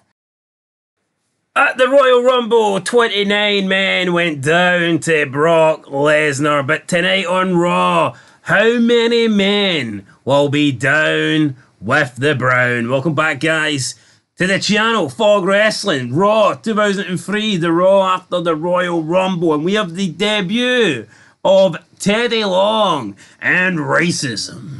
Looking forward to this storyline. I've been begging for a bit of Teddy Long in my life, brother. Let's make it a tag team match. But what I'm more excited for is Eric Bischoff promising an explosion, a bombshell on a par with Hiroshima. Big Daddy, all those World War II bombs will fire in there. That's what the whole promo package with the show was. The 30-day countdown. Boom, bang, good night. I get that. It's a big announcement tonight for Eric Bischoff. What's he going to reveal?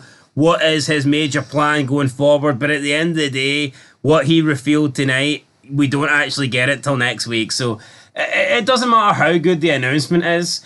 If someone is going to announce that you have won $10 billion, it's not as good until you actually get the $10 billion. You get what I'm saying here? I get what you're saying. You say next week. I believe Austin doesn't actually appear until No Way Out. So it's more than next week.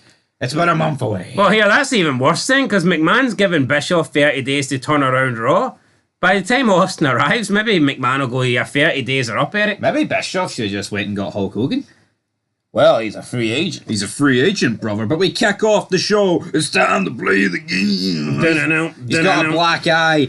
It's a typical Triple H promo here. He bores us a little bit. He says that Scott Steiner was a disgrace. There'll be no rematch, and that Scott Steiner disqualified himself. Pretty much says everything he did, but pins it on Scott Steiner. Yeah, he told the truth, but not the real version of it. Yeah, he was speaking from the 133% chance of winning perspective. Not the big nose perspective. Yeah, Steiner comes out. Steiner isn't having this. Steiner wants a rematch tonight. Triple H is like, not tonight, buddy. My doctor, you know. I'm a stickler for the rules, buddy. So, Triple H says he would fight Scott Steiner tonight, but the doctors won't allow him, so he can't do it. Then Ric Flair tells Mr. Steiner that if you're looking for a fight, then he's got somebody, because his man, Batista, is available. So Batista then comes down to the ring. Triple H attacks Scott from behind. Steiner fights back. Steiner takes care of Triple H, takes care of Flair. And then Triple H and Flair both hold Batista back, preventing Batista from getting to Scott Steiner. Why Ric Flair and Triple H would be stopping Batista from getting in the ring, I don't really know, but there you go. That's what happened. They're protecting tonight's main event. That's what we'll go with, alright? But, I mean, I enjoyed this. At least we're getting a Scott Steiner match tonight on Raw.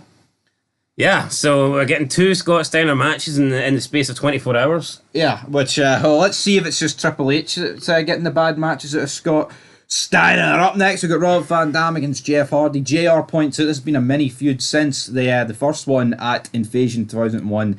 When these two collide, you're never going to get a bad match. I love a bit of RVD and Jeff Hardy. You're not, but it's a very one-sided rivalry. I don't know if Jeff Hardy's beat RVD. I don't think he has, no. So obviously, most of their matches happen during the Invasion angle, which, I mean, Rob Van Dam was one of the few guys on the Alliance that was worth a damn. And did they not have a title unification match not so long ago? Well, they European did, Intercontinental? Aye, so...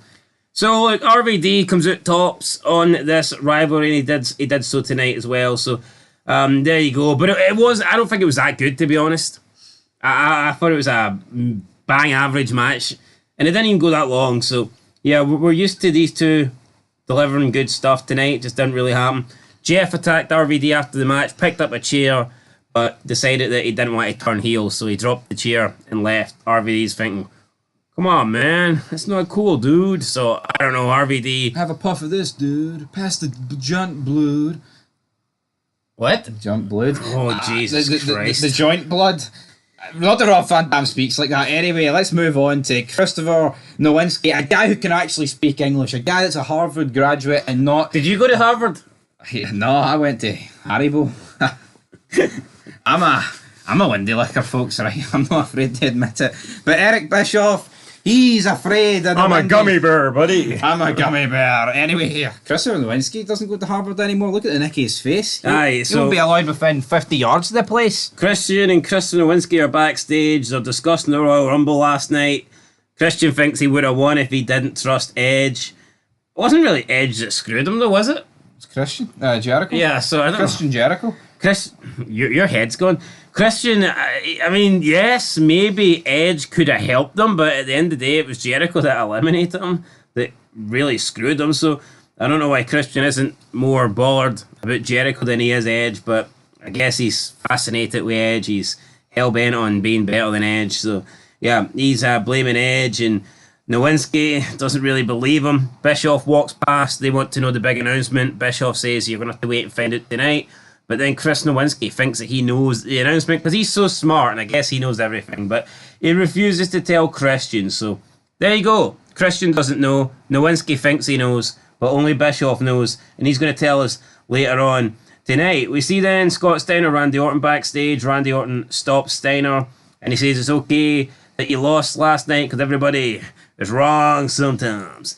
And Randy says he's going to prove his doctor wrong, who said he'd boot for over a year, but he's almost ready to return in 4 months. But Scott doesn't like this, and he grabs Randy, throws him against the wall, taps his shoulder, yells something at him, and I can't remember what it was. It was pretty much, yeah, your shoulder maybe 95%, but you're 100% an asshole. Which was a good play on his sacrifice promo, obviously. But no, it's scary, right? The sacrifice promo is what, 4 years from now, from 2003? But the sacrifice promo from now is 17 years ago. Wrestling's been shite for a long time. How's 2007 17 years ago? What's that about? Crazy. We then got Sean Morley and Nick Patrick backstage. So again, referees here. Some referees were involved. Referees used to actually be a decent part of the show with actual characters and storylines. When do you get that now? When was the last time a referee felt big? When was the last time a referee was important? No, it's been a long time since. See now, referees are just fucking guys wearing zebra shirts. You could replace him with anybody. No, you could. Yeah, no, there's so. I mean, we remember pretty much every referee for this era. I couldn't tell you what they are. I mean, I could tell you what. I mean, Aubrey Edwards stands out because she's just annoying, right? There's that like buff, but he's a midget guy on Raw. He's a kind of Italian or something. But that's about it. There's not many other referees that you know. But Nick Patrick, Earl Hebner, so many back in the day that you. Tim Storm. Yeah, all Tim these, White. Tim Storm. Sounded like an Yoda. NWA champion. Aye. NWA, buddy. Anyway, right, Sean Morley, Nick Patrick. He shows Patrick the tape, and Nick Patrick is... He can't believe he made that mistake. I enjoyed this segment, but would you agree that it dragged on a little bit? It did drag on. Nick Patrick admits he made a mistake. Morley says that Patrick should apologise publicly. So that sets us up for the next segment. Morley and Nick Patrick come down to the ring. Patrick admits that he got it wrong. He apologises. Sean Morley wants him to reverse the decision. Nick Patrick's like, I can't do that, man. My decision is final. Think how much that would mess up wrestling though if refs could do this. Yeah, so... I know sometimes they get reversed like immediately, but like think how many screwy finishes there's been in wrestling. It sets a dangerous precedent. Yeah, it's almost like once the champ escapes the ringside area, you're That's safe. it, yeah. Unless you're Jericho Triple H. Aye. Jericho got screwed that night. Anyway, Morley then calls down the Dudleys and he wants the Dudleys to give up the belts. This was never going to work. The Dudleys weren't just going to come out and hand over their belts, but it's all part of Morley's master plan because while the Dudleys are attempting to put Morley through a table, we get Storm and William Regal. They come down, they put Bubba through the table, and then Sean Morley orders Nick Patrick to start the match, and he does. We're not going to get the match later on tonight. We're going to get it right now. Rematch for the World Tag Team titles. Nick Patrick reluctantly counts the 3. And we get brand new champs. So less than 24 hours. The Dudley Boys' 16th. Is it 16th or 17th title reign? 16th title reign is over. Yeah, it's a shame. I mean, we kind of alluded to this on the Royal Rumble review. That here, hopefully it lasts long. It doesn't. But it's extremely good heel work for Morley. Yeah, I like Sean Morley digging him in this role. Very, very good. And Bubba also called him a failed porn star. Yeah, which was a good line. I just don't get it though. Modern day wrestling, if this was happening today, we would actually prefer the heels over the faces. I don't know. Is that because it just sucks now and you just like the bad guys? But back when you watch this, you're rooting for the fucking Dudleys. I just think our mindset's completely flipped in wrestling, where the heels are cool and the baby faces are pathetic. But I feel back in the day, they did a great job of protecting both. I don't even think heels are cool anymore. No, they're not, but they're more cool. Yeah, but I think there was always an argument back in the day where heels were like kind of cooler, but you wanted the good guys to win. Aye. Anyway, I don't think anybody's cool in wrestling. let's talk about something that wasn't cool. The Hurricane and Trish Stratus against Stevie Richards and Victoria. A lot of botches. Victoria was wearing, I don't even know what it was. It was very tight clothing. King loved it, but the wrestling in the match did not love it because it was very sloppy, wasn't it? Yeah, it was very sloppy, but I'm noticing the online World of Wrestling saying that Victoria looking very sexy tonight, but they're the first ones to call out any sort of like what they perceive to be like misogyny or like women just being used for their looks or the Tori Dawn Marie angle. So it's kind of funny how they can appreciate Victoria when they think Victoria looks good, but God forbid if anybody else appreciates females outside of the wrestling ring. Yeah, and I just don't get these dirt sheets, man. It's pathetic. Like it's just contradictory of their comments, isn't it? At the end of the day. But as for the match, Trish and Hurricane win. It was alright. You can't really fault Stevie Richards and Hurricane. I think most of these botches are just from Victoria and Trish. It was, just women's wrestling is what it is. Not very and these two are the best they've got. That's the thing.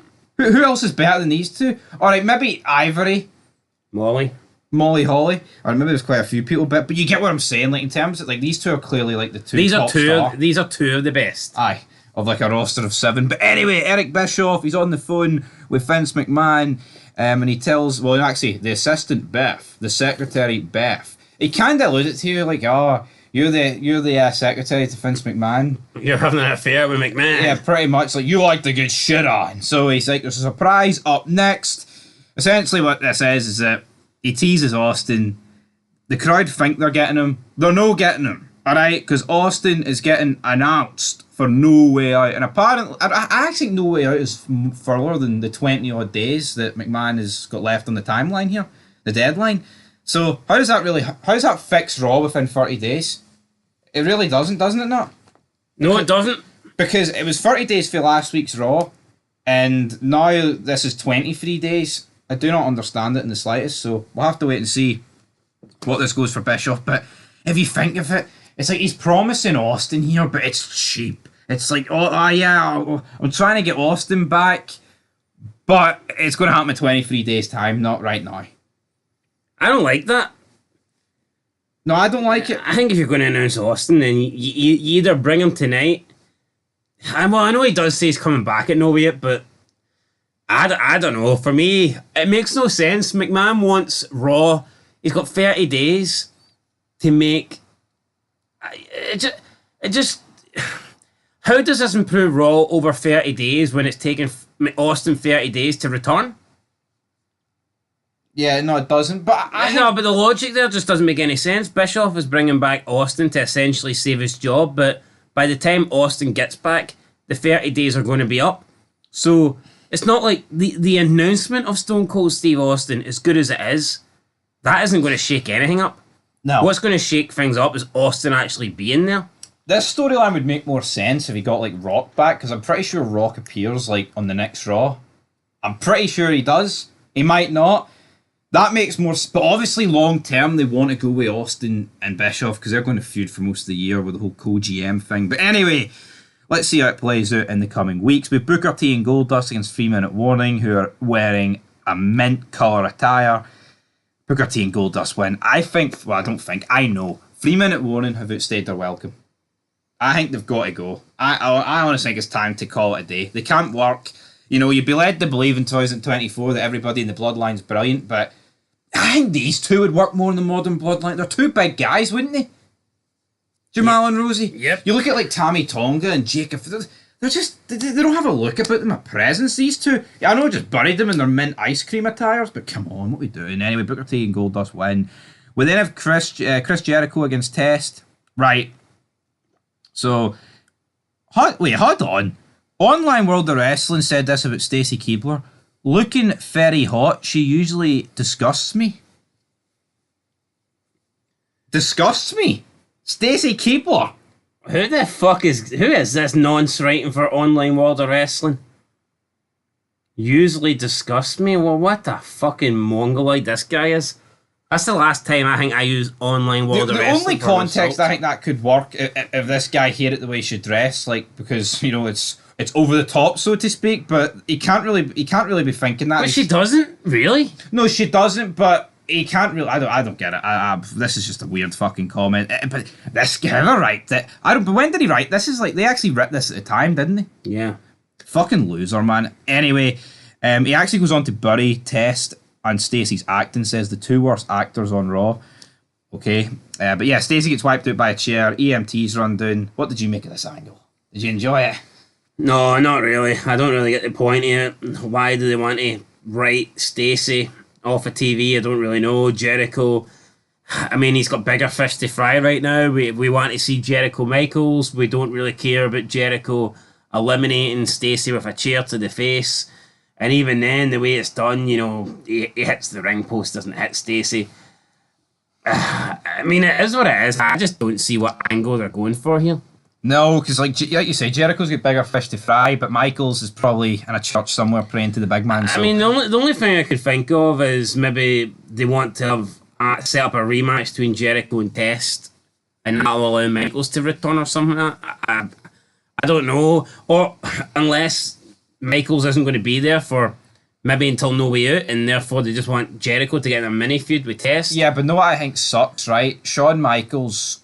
It's not like we haven't seen Michael since he got dumped at the Rumble. He came back during the match and cost Jericho. Also, Jericho didn't really bring that up tonight, which I thought was strange. Yeah, a bit of a lackluster. You've got Christian and Nowinski talking about the Rumble. But yeah, but it's like, why isn't Michaels here tonight? At least if it was like the way he got eliminated, it's like, oh, he's a bloody mess. It just made no sense to me because you've got Christian and Nowinski talking about the Rumble, yet Jericho, who actually did get legitimately screwed, because Shawn Michaels wasn't in the match and he didn't mention the Rumble. Bit strange there. Strange. Anyway, talking of strange, we've got Al Snow and the Tough Enough finalists. Don't know anyone apart from John Morrison. I mean, if Tough Enough, I think this is the sort of thing that honestly killed the business. I'll be vocal about that. Would you agree? I just don't like it. Everyone can be a wrestler, doesn't work for me. Yeah, what I would say is, at least back in this time period, the people who were trying to become wrestlers did look like wrestlers. Like, Maven does look like a legit athlete, John Morrison. I mean, it's not like it's 5 Marco stunts lining up. That's what I will say. But I still don't like it. Yeah, but down the line, you know what I mean? It becomes Marco stunts. That's pretty much what you're getting, aren't you? Yeah. Anyway, D'Lo Brown comes out. Teddy Long's out. They're talking about Martin Luther King. Martin Luther King, sucker. Martin Luther King. Yeah, he got bloody... What happened to him? He got assassinated. It sounds like I got assassinated. But D'Lo Brown was apparently excluded from the Royal Rumble match because of the colour of his skin. Can you name me other black men in the Royal Rumble match? Booker T, but he didn't last very long. Shelton Benjamin. Yeah, why did Booker T get jobbed out the Rumble, by the way? You think that was bad? Check out next year's Rumble. True. Check out WrestleMania. Fucking number 30, and he lasted about 30 seconds. Anyway, we have D'Lo Brown and Teddy Long is talking about racism and D'Lo being held black, and he says the man signed D'Lo Brown to a Singapore Cane match with Tommy Dreamer. Who's the man? The McMahon, the white man. And Teddy Long says that tonight they're going to start teaching every wrestler a lesson, and that is to get down with the brown. But Online World of Wrestling is crying about this, saying, way to go, play the race card on Martin Luther King Day. Have you ever heard of heel heat? Yeah, D'Lo says he's going to beat this white boy tonight. And no, I don't get... They'll try and make out this is racism. Oh, it's McMahon, he's white, he's racist, right? Look at the early 90s when the Gulf War was going on. He fucking turned Sergeant Slaughter into one of the Iraqis. He joined the Iraqi side, and Sergeant Slaughter was getting death threats across America. Why do they only pretend that, like, McMahon does it to, like, minorities? He's done it across the board to everybody. You know what I mean? Yep. They always try and spin McMahon to be this evil bat. I would say McMahon never discriminated against anyone. Wouldn't... only they say that McMahon's playing the race card, but wouldn't McMahon playing a race card be him like holding people back because of their race? By having this storyline, it's essentially McMahon admitting that, yeah, perhaps back in the day, like, there was racism and that he's just playing on that. He's you know, bringing up a factual offence in history, so I don't see why that's a bad thing. No, it's not a bad thing. But people just rather have a fucking one-on-one D'Lo Tommy Dreamer match. Not me. Yeah, but Tommy Dreamer, speaking of that guy wearing an HBK shirt, nah, it's downhill for there. So actually, Shawn Michaels did appear tonight. He's just put on a few pounds. Yeah, in the form of Tommy Dreamer. Tommy Dreamer loses. He gets hit with a lowdown. D'Lo beats up Tommy with a cane. And there you go. Singapore cane match is won by D'Lo Brown. Tonight, everybody was down with the brown. Tommy Dreamer went down in the main event. Scott Steiner versus Batista with Ric Flair. We had Evolution interference, even though they're not Evolution yet. We Randy Orton in there. This was pretty much the Evolution becoming Evolution. But again, I don't know, Randy Orton, Batista, it feels very green at this point. And I thought the match was alright. Was the match better than the pay-per-view match? I think just you can see immediately that Batista's going somewhere. The guy's just got so much about him. Wasn't better than wasn't better than the Rumble match. Not better than the Rumble match? No, definitely not. No. Definitely not. But yeah, I mean, it's a 4-on-1 beatdown. Triple H hits the pedigree. It's pretty much the formation of Evolution, right? And I love Evolution. Again, I don't think they'll be coming to the Evolution is a mystery next week, but we're going to be hearing it soon, and I'm looking forward to Evolution. That's what I will say. I think the show ended on a relatively high note because it was quite a poor show. Yeah, it wasn't great. Royal Rumble, aftermath, and just a lot of questions left unanswered. Jericho just didn't really seem to he didn't address Michaels at all. Yeah, he fought the guy who actually eliminated him, but it was Michaels he's got the whole feud with. We had the big announcement from Bischoff, and it was basically, in 23 days you're getting Austin. That's a cop-out. That means the next 3 Raws we ain't getting shit. It feels like something to do today. Yeah. Where, this guy, the main event guy, the part-time guy, he's coming back in a month. Not tonight. Yeah, so disappointing now. Great Royal Rumble. The Raw after Royal Rumble, not so great. I'm going to give it a 5 out of 10. I thought it was as average as you can get. Yeah, I'm actually going to give it a 4 out of 10. I thought it was quite poor. I think you'll struggle to actually find a worse Raw in 2003. I mean, considering how good the Rumble was, I mean, I get it, Brock won the Rumble, so he's not going to appear tonight, but you've got so much to work with, and I thought once Michaels, right, won the world title at Survivor Series, I thought that would have been him. I thought that would have been him appearing on every show, but he seems to have this, like, part-time scheduler, and when will he become full-time again? I don't know. Michaels had the part-time schedule. He had the Brock Lesnar schedule before Brock Lesnar had it. So there you go, guys. Shawn Michaels. We'll have to wait and see when will we get him every week. We don't know, but for this week, he wasn't there. 4.5 out of 10. Peace. What you gonna do, brother, when the immortal Hulk Hogan returns to WWE and the road to WrestleMania? I'll tell you what I'll do. I'll mark it, because the crowd marked it for about 10 minutes, and That's all you need. When it comes crashing down, it hurts inside. This is over, alright? This is fucking over. Not this indie shite we get today. No. Bruv. Well, they come out, man, and there's crickets, there's silence. This is a fucking icon. This is a sort of reaction where it doesn't matter what he said in a tapes about 15 years ago. Like, Hulk Hogan comes out, and it's almost like every single individual in the arena has just won $10 billion. Yeah. I mean, that's the reaction we're talking about here. Not many people can generate this. No. No. And you've got to see, pretty much every arena he's been in has reacted like this to him. There's not even been one, like, city or, like, country that's kind of been, like, a bit, we don't really like Hogan. Aye. No, there's been constant pops like this, but we'll have to get to him in a wee bit later on. But we do kick off with Steph McMahon. Stay tuned for a big surprise as she leans over the desk. I'm going to assume this was the immortal Hulk Hogan, because, I mean, it doesn't get much bigger than him, does it? Certainly does not. It does not, but maybe it does, because we've got... Doesn't get bigger than those pythons, brother. Oh, brother. Benoit's got pretty big pythons, and he's taking on Charlie Haas. Right, you've got... I'd like to see Benoit try and strangle Hogan. That when he go down to him. It wouldn't work for him, brother, but again... just Hulk up. It's like you've seen Benoit against Angle, so seeing Benoit against one of the Diddy men, a team Angle, doesn't do it for me. Like, how can you come off a classic, right, at the Royal Rumble, and then feel intrigued with this? It just doesn't work. This, to me, should have been like a squash match, or should have been like a DQ or something. End it early. Nobody cares about Benoit Charlie Haas. We've just seen Benoit Angle, and you ain't beating Benoit Angle. So why do we need to have Benoit and Charlie Haas? I honestly think Haas and Benjamin are killing Angle. No, I agree. I completely agree. I mean, Angle's right up at the top. Angle's up there, and they're down there, you know? It's like... Doesn't work. Definitely, but as for the match, he wins. We'll move on, shall we? Because then Rikishi gets revenge on Bill DeMont, and it's like, is Bill DeMont's push gone? For this, 6 weeks run he had? It makes no sense why this guy's getting pushed, man. Rikishi losing to him, now he just wins. It's obviously something's happened. 50-50 booking, buddy. 50-50 booking, I love it. But then Josh Matthews, after Rikishi's victory, talks to the Big Show. Big Show isn't concerned. He grabs Josh by the face. I'm not worried about the dead man. Stares him down and leaves. Boring as hell. Ain't it, my friend? It is. It's fucking boring. But then we get Mattitude backstage. Take it away.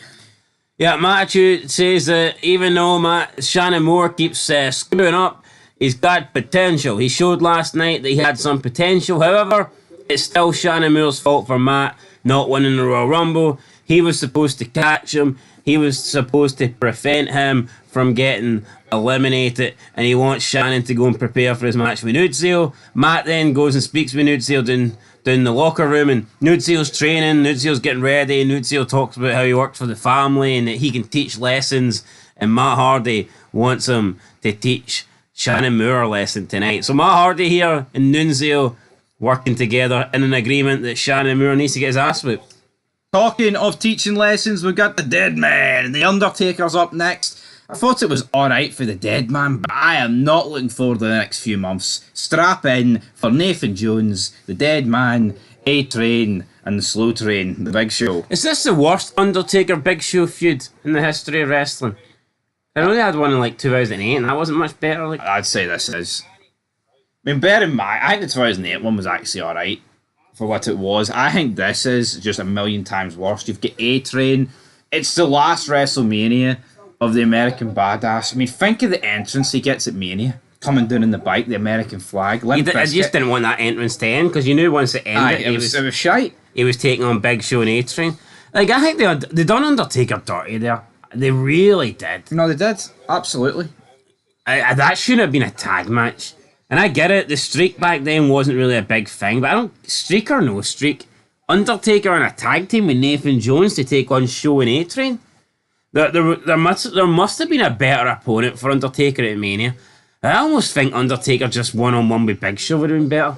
No, it would have been. As pish as it is, like, you know? No, yeah, but even Taker again. Or, if you want something fresh, why not just keep this A-Train momentum going instead of having them get beat by Rey Mysterio 2 weeks ago, clean, in a minute? Why not just push A-Train and have A-Train versus Taker? Tag team matches are one thing if you're in a tag team, but they're not in a tag team. This was just throwing Undertaker in with a rookie at WrestleMania. First of all, Undertaker didn't deserve it. Second of all, Nathan Jones didn't deserve it. It was very rare that you... And I know technically he wasn't in the match, but he was, but he wasn't. But anyway, point is, it's actually very rare that a rookie got on a WrestleMania card. Do you not think in the Ruthless Aggression era, Taker doesn't really have the best Mania matches? I think 7 and 08 are good, but I mean, Mark Henry, Orton, Kane, that one, the tag match I'm on about, and then Ric Flair, they're not exactly what they once were for the Dead Man. But then, well, I mean, I would It's that level of opponent. It's level of opponent and it's also feud at the same time. I mean, you've got, obviously after it, you've got Batista, like I said. I mean, Edge, Shawn Michaels twice, Triple H a few times. I mean, the Brock Lesnar match, I mean, not many people talk about it, but I mean, it's still a massive moment. Attitude Era, you've got the match against Kane. Alright, Sid Vicious, that's a wee bit mince. Who did he take on in 99? Bossman? Oh, that is a bit bogging. Well, I mean, the more you look at it, like, I mean, you could argue that half of the Undertaker's streak at Mania is pretty shite. Well, yeah, I mean... But I think that's just to be expected. You've got a streak that's going on, like, what, 20 odd years in wrestling? Well, when you have that many matches, like, you can't expect everyone to be great. Exactly, but Big Show comes out, yeah, there's A-Train, and just whips fucking A-Train out. Undertaker. You want me, you ain't getting me, but you can get this runaway train. Then the A-Train comes out. A-Train takes on the Undertaker. Undertaker defeats A-Train. A-Train kicked out of the... Was it the last? Not the last, right? What move did he kick out of? Was it not a chokeslam? I think he kicked... maybe it just was a generic bland chokeslam. So A-Train... It's the Undertaker doing it. True. A-Train kicks out the chokeslam, but then he taps out like a minute later, so it's like, right, okay. If you want to build A-Train, losing to a chokeslam, I think, is more impressive than getting tapped out. But whatever. Match 9, Edge versus Shelton Benjamin with Charlie Haas. Edge wins. This was just like it was the flip of Benoit Haas. So we've had Edge and Benoit feuding with Team Angle, and now we get the other match. We're not even a month in to Team Angle, and I feel like they're done. They're done. I'm done with them. Then we go backstage. Kurt Angle. You're not done with them. Yeah, to Kurt Angle and Team Angle. Kurt is lecturing them both, saying that they're losing their matches tonight. They can't be losing. As members of Team Angle, they represent him, and he's not a loser. They need to wake up and smell the freaking coffee. Kurt tells them to sit there, stay in the back, and watch how Kurt gets the job done. Kurt says that he is embarrassed and ashamed of the two of them. So what happened to Paul Heyman being Kurt Angle's like advisor and it's business planner? Heyman's idea was to bring in Team Angle, and what have they done? I knew that Team Angle, right, were essentially down the line just going to become a tag team that really couldn't keep up with Angle, but I thought they would have got some momentum coming in. They literally came in and lost straight away. Yeah, no, they've lost from the get-go. Pretty sure they lost their first match against Benoit and Edge. This just doesn't make any sense, though. and they've just not really recovered since then. Like, there's so many people on SmackDown that are picking up wins at the minute. Like, if Bill DeMott can beat Rikishi, why can't the Team Angle pick up a victory against, like, Jamie Noble and Nunzio? Is it too much to ask? It's too much to ask. Right, we get Nunzio versus Shannon Moore. Very match heavy this show. Nunzio beat Shannon Moore, but Shannon Moore put up a good fight. I thought Shannon Moore did alright. Matt chases Shannon Moore way up the ramp. Matt gets in the ring and shakes hands with Nunzio. Weird here. I was expecting Nunzio and Matt to come to blows, but they didn't, so I don't know why. Yeah, we then got a Brock Lesnar promo. He says he knows he's accomplished a lot since entering WWE. I'm goal-oriented. I got screwed by Paul Heyman. I've been beaten by the Big Show. But now I'm going to F5 Paul Heyman, then beat Kurt Angle for the WWE Championship. Bit of a generic promo here, but I like hearing Brock speak. Then we had backstage, Ray's putting his mask on. Shannon Moore runs past him. Dolphin dives into a production box. Matt Hardy's looking for him, but he says that running's only going to make it worse while sitting on top of the very same production box that he's in. Production box, Sean Connery. Production box. Kind of funny here. Matt Hardy's looking for him, can't find him, and then just sits down on said production box that Shannon Moore's hiding in. Funny wee segment. I like the team of Shannon Moore, Matt Hardy, version 1, Matt Hardy, Def. I mean, Matt Hardy's doing a lot more than Jeff Hardy is on Raw right now, so shout out to Matt Hardy. Shout out to Matt Hardy, but here we go. It's a SummerSlam 2002 rematch. Kurt Angle against Rey Mysterio. And I thought the match was... It was nowhere near the SummerSlam match, wasn't it not? I mean, Rey Mysterio... I think Rey Mysterio got jobbed out in the Royal Rumble. I think a lot of people got eliminated quite early in that Royal Rumble. In the first third. But I think it was necessary to keep the first third flowing. No, it was. Rey Mysterio, could he feel hard done by? Potentially. Could he feel hard done by here? I mean, Kurt Angle's not going to lose to Rey Mysterio. He refuses to release it. There's something about Kurt with the straps down, locking in the ankle lock, isn't there?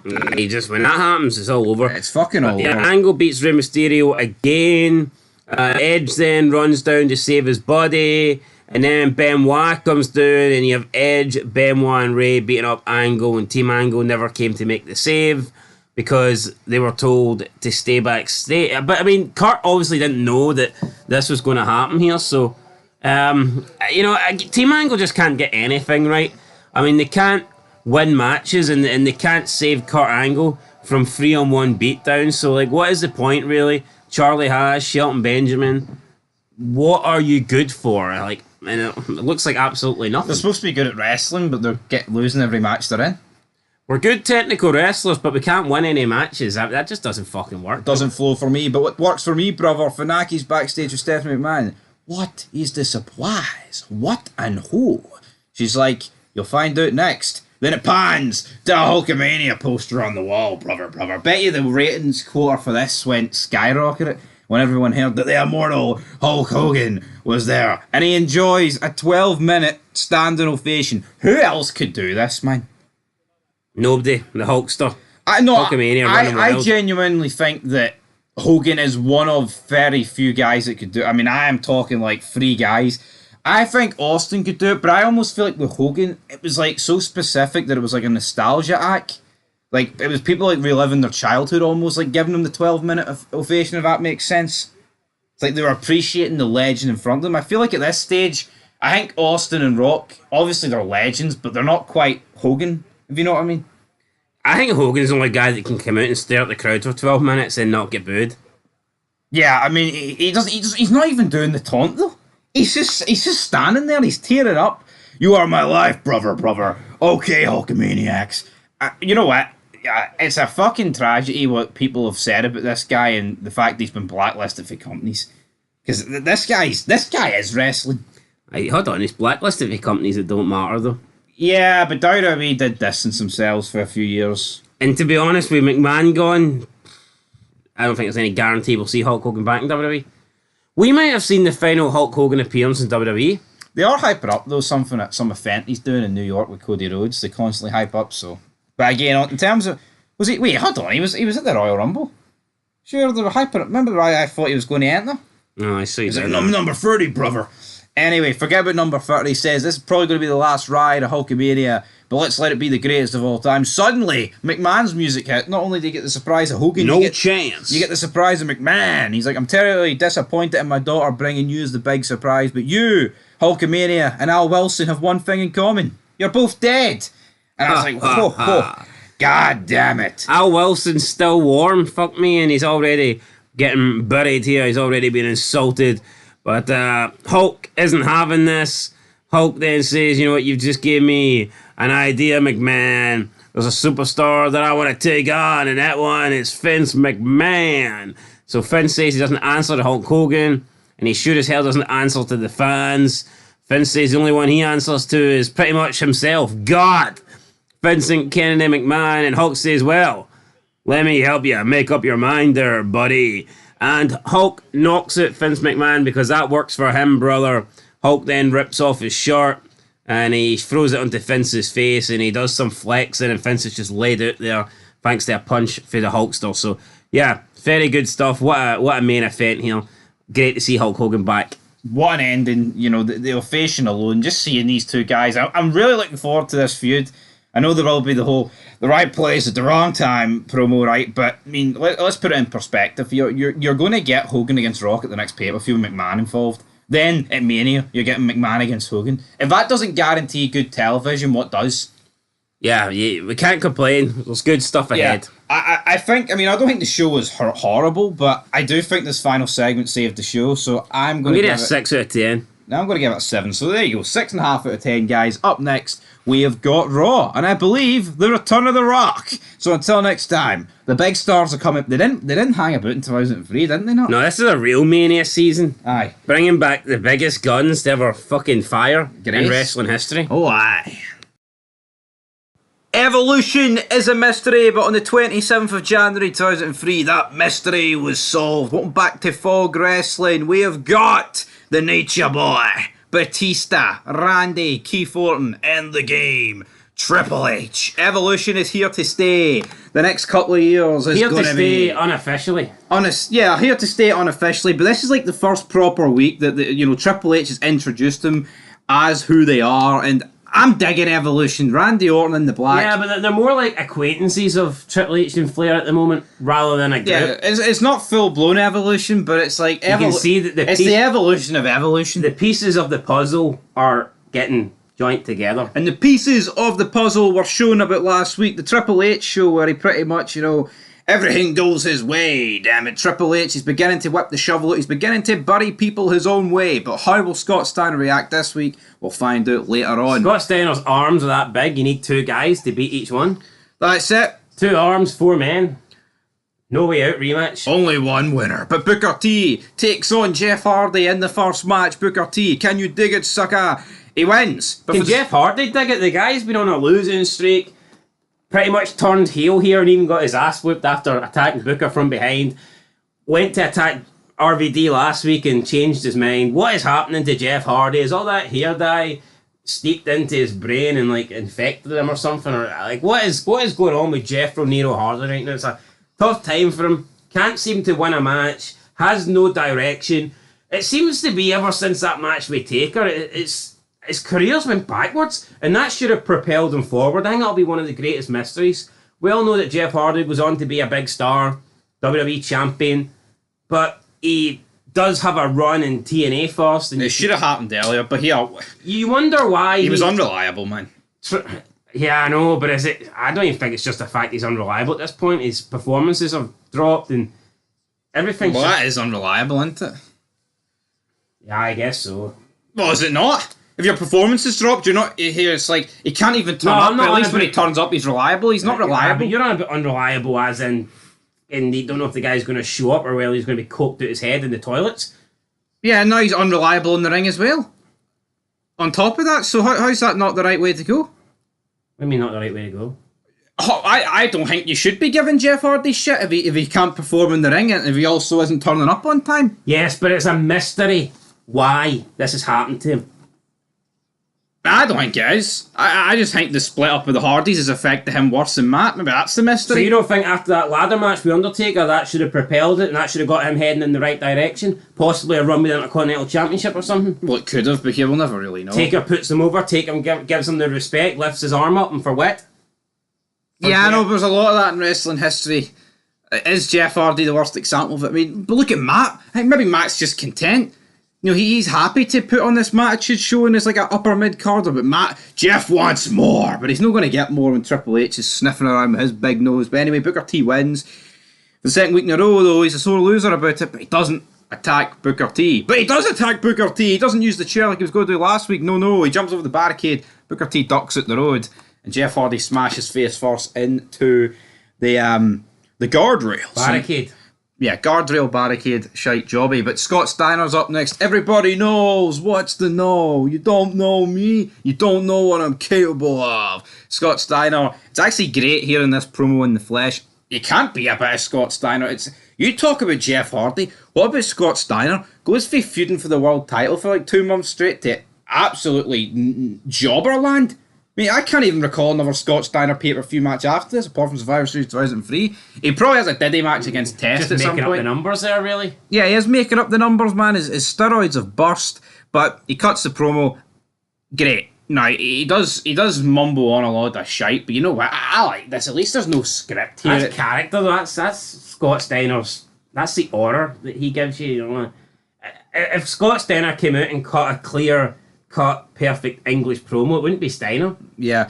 Triple H comes out with his big nose, says, Scott, when you called me out now, it's not just me.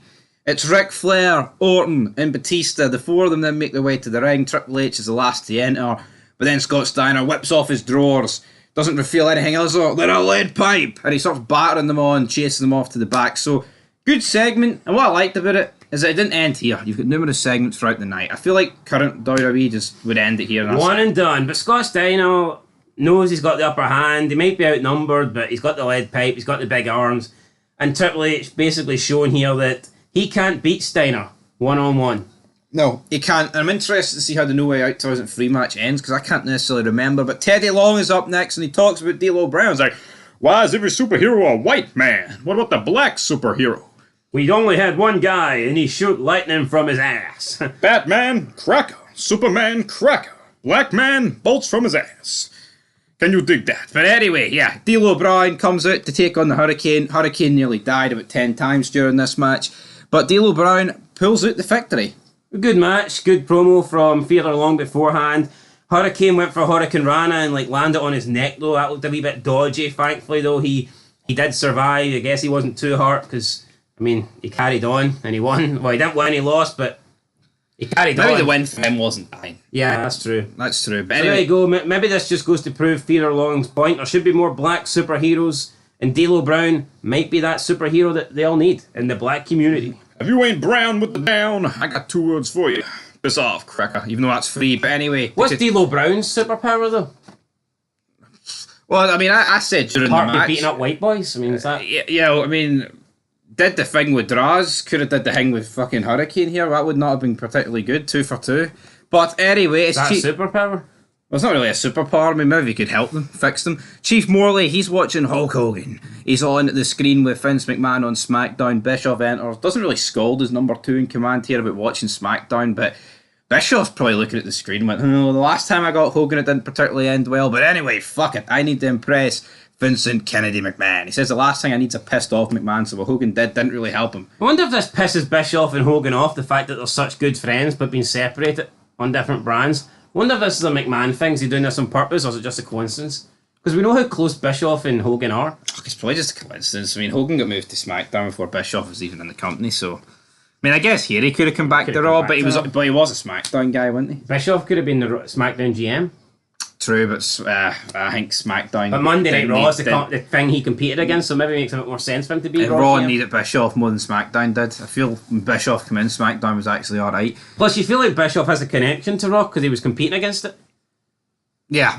No, I totally agree. We've got Chris Jericho coming out. He says it's revealed here that he'll be taking on Steiner in a number 1 contenders match next week. It's revealed that Stacey Keibler received a grade 2 concussion. Jericho says, you know what, it's no good me talking about it back here. I need to go out to the ring. He says that he feels terrible about the number 1 contendership match, brother. Doesn't care about what happened to Stacey last week. He says he isn't shallow enough to forget what happened. It's Test's fault, it's everyone else's fault, but his own fault. Although he is willing to give Stacey a cheap apology, but Christian comes out and he's like, nah, Chris, that's her fault. She shouldn't be out here. She shouldn't be in the ring. You have to accept that stuff. This pissed off GR. He's like, It didn't happen in the ring. God damn it, you son of a bitch. It happened outside of the ring. I mean, it was on the ring apron, wasn't it? I mean, it was on the ring post. There or thereabouts. Christian comes out, he says, there's no reason to apologise. I like Christian's input here. I mean, is this Stacey Keibler test thing going anywhere? Because I don't feel like Jericho's even going to be feuding with them when they come back.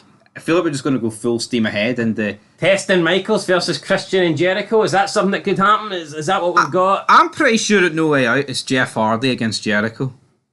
I'm 99% sure. I remember watching a match. What a waste of a match. Surely it should be Jericho versus Test.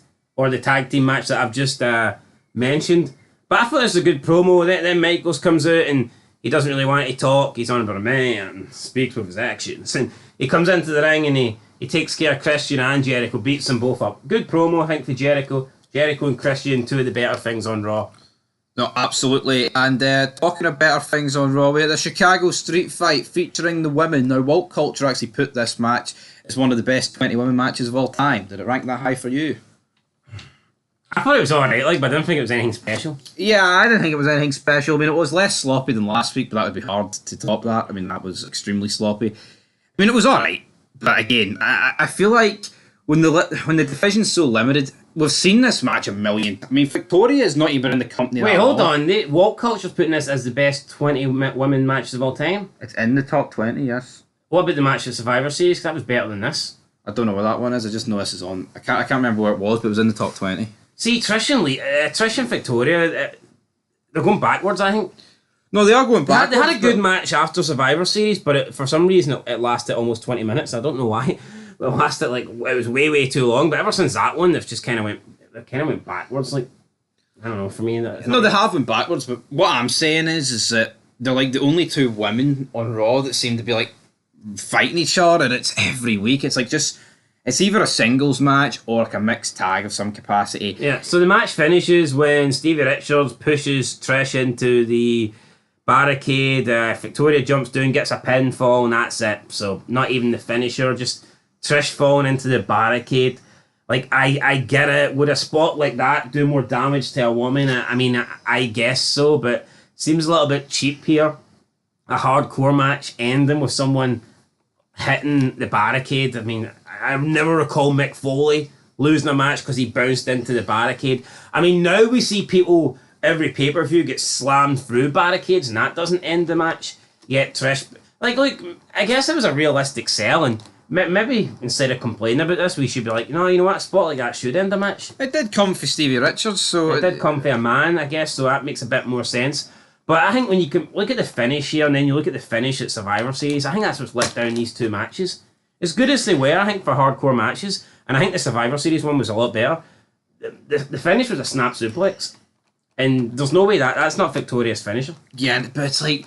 And I don't know if Victoria even did a Widow's Peak up until then, but a snap suplex isn't a finisher. No, it's not, but... And see, when the finish is bad, it kind of... No matter how good a match is, see if the finish isn't good, it takes away from it. When would men, apart from a singles one-on-one match, have the same stipulation match within 2 months? They would never do that with men. I think because the men, at this point in time, they were probably given other matches, whereas the women, maybe they weren't ready to give them a steel cage or a ladder match. Yeah, don't really have that option. But talking of options, there's a new woman coming back, and it's Jazz. She comes out. Pop, I mean, considering this is in an era of wrestling that, it was still good, the pop was non-existent for Jazz, and I can't really fucking blame But it's them. Jazz, the pop was non-existent when she debuted it.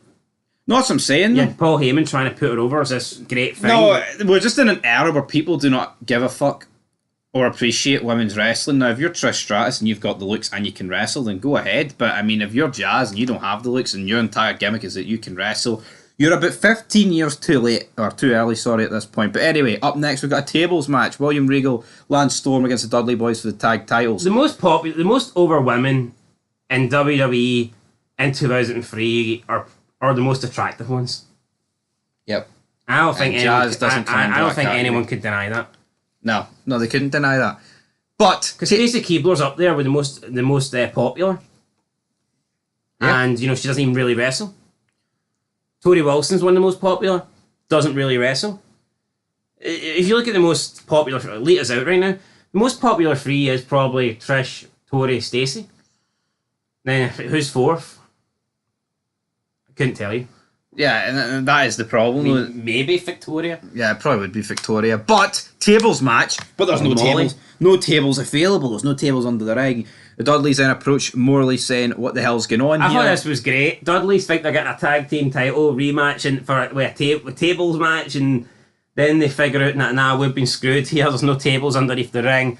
This is great. It's giving me a cheap pop. I thought it was good. Yeah, it's a very unique way. I mean, we've never really seen this before, and it's exactly why heel authority figures just work. Seeing you watch today's, man, Nick Aldis and that boring bastard Adam Pearce offering nothing.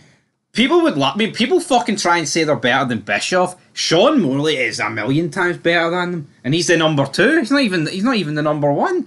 Anyway, 3-minute warning, come out the attack the Dudleys. You think the Dudleys are beat. Out comes Spike Dudley. Don't worry, they're beat anyway. A few Dudley dogs later, Spike is crippled. Devon is then powerbombed through the table, giving Regal and Lance Storm the victory. Yeah, I liked Spike Dudley trying to come out and help his brothers here, but his brothers were already dead down and out. It was like fucking 5-on-1. Rico was there, wasn't he? 6-on, or was he not there? It was either 5-on-1 or 6-on-1. I think Rico was there. I don't think he got in the ring. We then had backstage the two tough enough guys, Matt and John, and Al Snow, and a wee bit of Christopher Nowinski. I don't really recall the Matt guy. I know the name, but I never really recall him being a wrestler. I think that as good as it gets for him is just being a tough enough winner. I don't think he goes on to do anything. If he gets called up to the main roster, then, apologies, but I don't recall it. Yeah, unless he gets He's not a member of Spirit repackaged Squad or nothing like that, or I just don't remember the guy having a run on the main roster. No, I don't. Kane and Rob Van Dam are then backstage. Kane says he's sorry for throwing him at the Rumble, but it was every man for themselves. And it's like, but we're teaming up, Rob Van Dam. And Kane's like, nah, big red machine.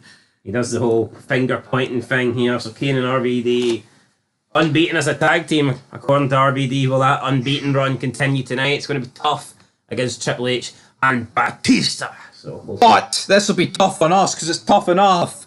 John against tough enough Matt. And I honestly think, right, this is like someone stuck in the bath and you give them like a radio for help. I do not it's throwing them in the deep end. But here's the thing, you can't say that technically they stunk out the joint.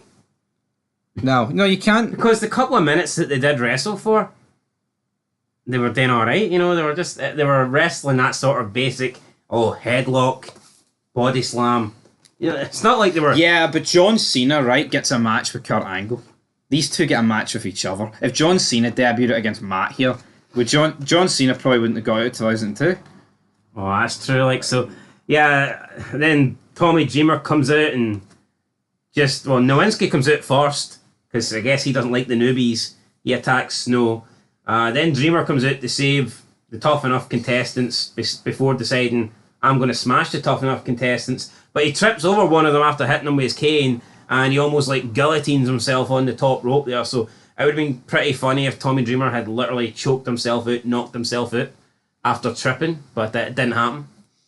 And what I would say is, Tommy Dreamer's welcome to the WWE after caning both of them, when it was funny when he nearly died when he tripped. But is Tommy Dreamer the WWE guy to say this? I'll always view the guy as ECW. Nah, but they're hardly going to send the Undertaker, are they, to welcome these two bums? No, but there's no better options, Even Maven, tough would it enough. not have made more sense if Al Snow did it? Look at Maven getting to eliminate... I know it wasn't his first appearance, but... Yeah, but would Al Snow not have made more sense here? True, but it's his guys. Maybe he wants to be nice to them. Maybe he wants to be nice to them. Out comes Eric Bischoff, and I tell you what, this didn't do it for me. No, Bischoff comes out. It's like, Austin, you're going to see his answer. He has agreed, and you can see it on the magazine. And the crowd boo. I mean, rightfully so. It's fucking Raw. We don't want to have Bischoff come out and say, you can read about Stone Cold's answer in a magazine. Yeah, it's not good enough. Could they not have got a satellite or something? But maybe they want the first appearance to be back at No Way Out. No, I get both. What about a phone call? Can we not just get a phone call? Austin's like, you want me back on Raw? Oh, hell yeah. Something. Bischoff coming out and saying, Austin agreed and you can read about it here in WWE Raw magazine. I mean, come on. Is this going to happen every week? This is going to suck if it happens every week up until No Way Out. I just don't get it, because by the time No Way Out comes along, Bischoff's 30 days are up, and he reached out to Austin to save his job. It just doesn't make sense. It really does not make sense, but... Yeah, the segment for me didn't make sense. It's Bischoff talking about an Austin return, right? It's not awful, but it's like a 4 out of 10. You know, like, there's lesser people that would have gave this a 0, like, in terms of, like, if they were Eric Bischoff. But anyway, main event time. Kane, Rob Van Dam against Triple H and Batista with Ric Flair and Orton. Batista rips Kane's mask off, and for a second I thought it might not have been scripted, but Kane runs to the back anyway, hopefully to save Donny T from a wee bit of an assassination attempt. But anyway, less about that. Batista then catches RVD, hits him with the spine buster. Batista then pins RVD. Is RVD getting jobbed out here? I wouldn't say necessarily. I think it's 4-on-1. It's not. I wouldn't say it's getting jobbed out. It was essentially 4-on-1. But the movie catches him in a wee spine buster. You know, deserve more than that, Van Dam, no? It doesn't beat him, does it? It does, aye. Pedigree beats him. No, the Batista bomb beats him. I'm pretty sure it was the spine buster he caught him with, was it not? He caught him with that, but then he had a Batista bomb. Oh, did he? Anyway, well, you're right. Batista wins. Correct decision. I mean, you're right, yeah, 4-on-1. How strong do you want to book RVD? RVD. But it's like, am I really sitting here prepared for another 2 and a bit years of Evolution just fucking burying people? No, but I mean, again, you look at Batista and all of a sudden the guy's looking like a star now, and this just goes to show you how quickly your career can change. Because 6 months ago, as much as I like Reverend Devon, Batista was playing a part anybody could have played. Yes. Now he's playing a part not many people could play. Nathan Jones could have been in that part. Yeah. You know, like, Batista was just playing a bodyguard essentially for Devon. And I'm not saying he'd done a bad job yet, but it's just, you know, it didn't seem like something that was going to take you to the next level. But then fast forward 6 months, the guy moves to Raw. He starts getting managed by Ric Flair. Now he's hanging about with Triple H. We know in the future that he's going to be part of Evolution. And all of a sudden, he's in the main. He's getting wins over Kane and Rob Van Dam. He's doing well in the Rumble. He's getting to main event Raw.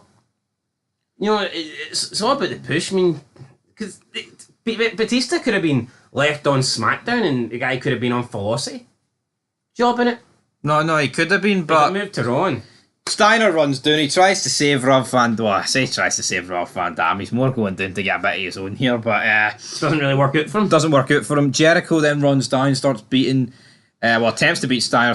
This Jericho beatdown lasted for... It was weird. I mean, Steiner was already taking out the game here. He was already busted open. He'd already been decimated by Evolution, and yet Jericho's hitting all these moves on Steiner. The editor's note said there was so much wrong with this, it isn't even funny. Like, what was overly wrong with it? Seemed to drag on a bit, like... It did drag on a bit, and then after the show, after the cameras went out, Shawn Michaels ran in and chased Jericho off. Why not have that on the show?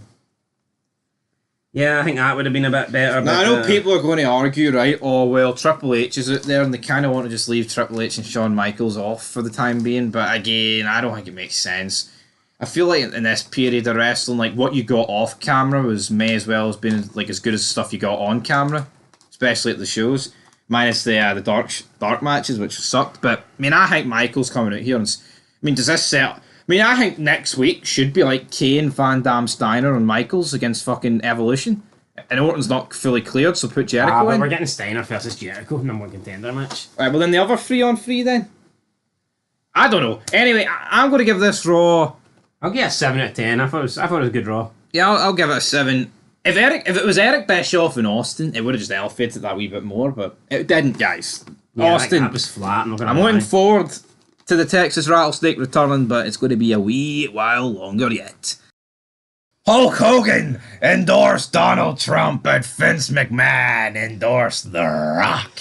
Finally, Hollywood Rock has come home. Welcome back, guys, to Fog Wrestling for your WWE SmackDown review. And it was not just any old SmackDown, it was a SmackDown with the return of the great one. It was The Rock, Hollywood Rock to be in fact. And he cut this promo, and it honestly did feel like you were getting half Hollywood Rock and half WWE Rock. It felt like some sort of strange in-between promo segment where he was like being a wrestler but also being a movie star, trying to be a face but at the same time being a heel.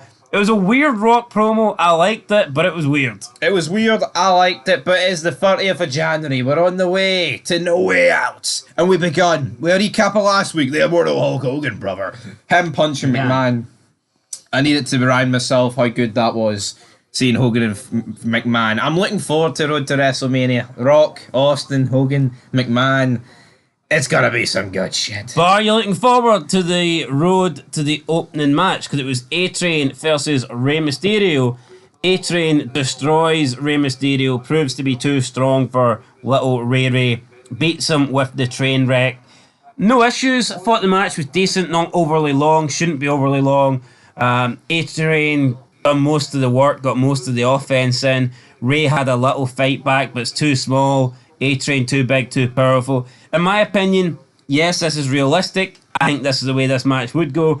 I have no issue with A-Train. A lot of people say, oh, why is Rey Mysterio jobbing it to the A-Train? But, I mean, this is in an era where, let's be honest, guys like Rey Mysterio, that guy's that size, just we're not beating big dudes.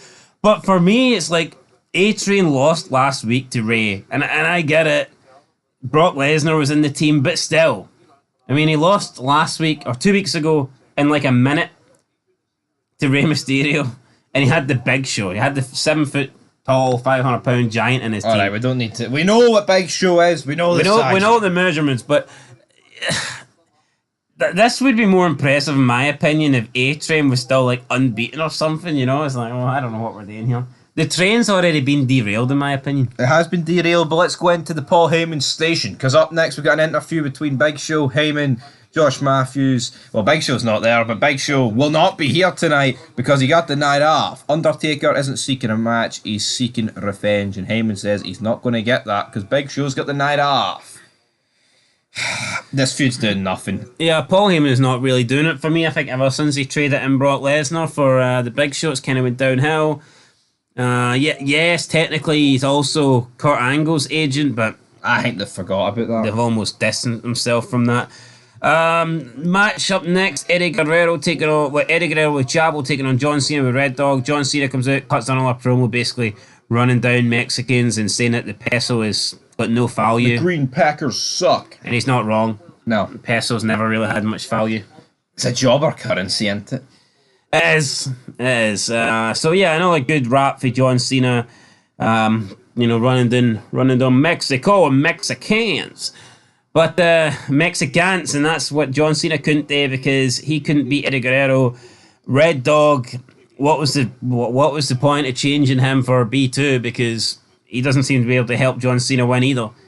And John Cena wearing these ugly red tights tonight as well. Very strange looking tights. Yeah, red and yellow. It's almost like he was the channeling his inner Hulkster.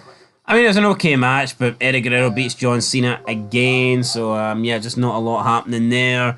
We then go backstage with Paul Heyman, and he sees Brian Kendrick, a.k.a. Spanky, having fun, laughing. Heyman interrupts Spanky, and he says, look, stop telling all these jokes with your friends. How about you stop being a joke, brother, and you team up with me? He sells him the dream that the last 3 Paul Heyman guys have been WWE champs, and all of a sudden Spanky believes maybe he can be a WWE champ, and he offers him his big break tonight.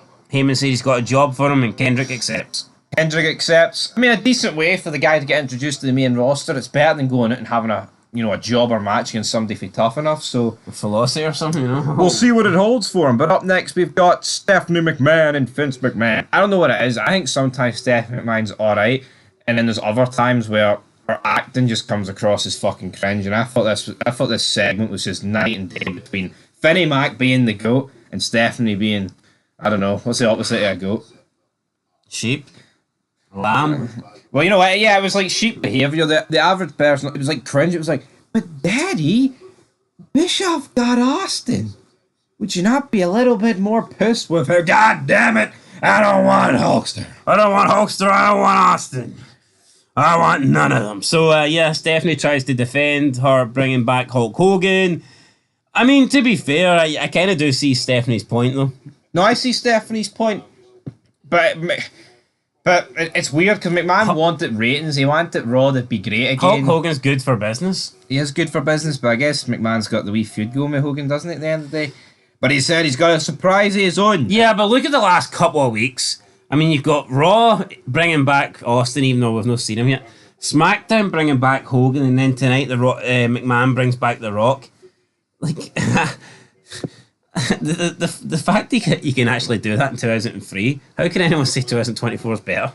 They can't say it's better, but McMahon says he's going out to announce his own big surprise soon. Cruiserweight title match. Billy Kidman, Shannon Moore, Matt Hardy out there. Oh yeah. Kidman wins via a shooting star press. I mean, decent fight for Shannon Moore, but he lost. So I'm liking Mattitude though.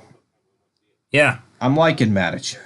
I like Mattitude. Up next, we've got Vincent Kennedy McMahon. Yeah, crowd were chanting Hardy sucks, so they don't like Mattitude. They don't like Matt Mattitude. Hardy, a couple of twist of fates on Billy Kidman.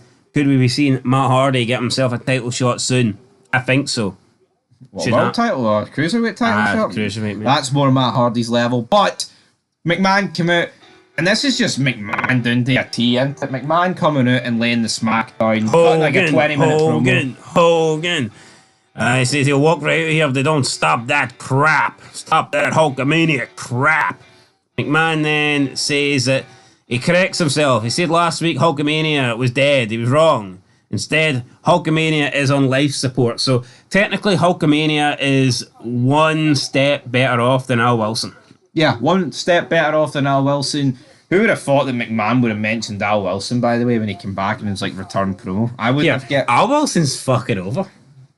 No, he is over, but he says he will kill Hulkamania once and for all. In one corner, you've got Hulk Hogan. In the other corner, you think you're going to get him? You've got The Rock. At no way. What a match just to announce like that. WrestleMania rematch and you're getting it at no way out. Bang. Snap of the fingers through McMahon. He then leaves and he's like, oh, hold on a minute. I've got something up in the Titantron. And The Rock appears via satellite and cuts his weird heel tweener face promo. But you know what? I digged it. You can see The Rock enjoyed being back. He did enjoy being back, and we enjoyed The Rock being back. There was a lot of tongue action going on. There was a lot of catchphrases going on. A lot of good shit. But it did feel like a different promo, didn't it? It did. Maybe it's just maybe Rock's just a little bit rusty. First Maybe promo not and rusty. I think they're just testing the waters A new with the style? with the heel work. But I think if he was going to turn Yeah, but heel, The Rock- they should have probably did it in the ring. The Rock's been heel before, and he's never really acted like this. I think he Yeah, was but it's acting like a different Rock. You know, it's Hollywood Rock. Now, after the match with Brock at SummerSlam, I believe he did cut like a heel promo after the cameras went off the air. But for me, I think you should almost turn The Rock heel on screen, not have him come back as like half a heel.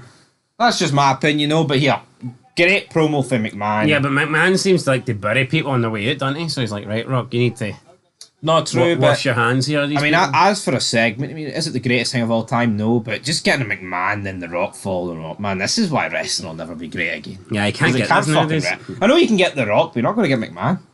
Aye, but what version of The Rock you getting in 2024?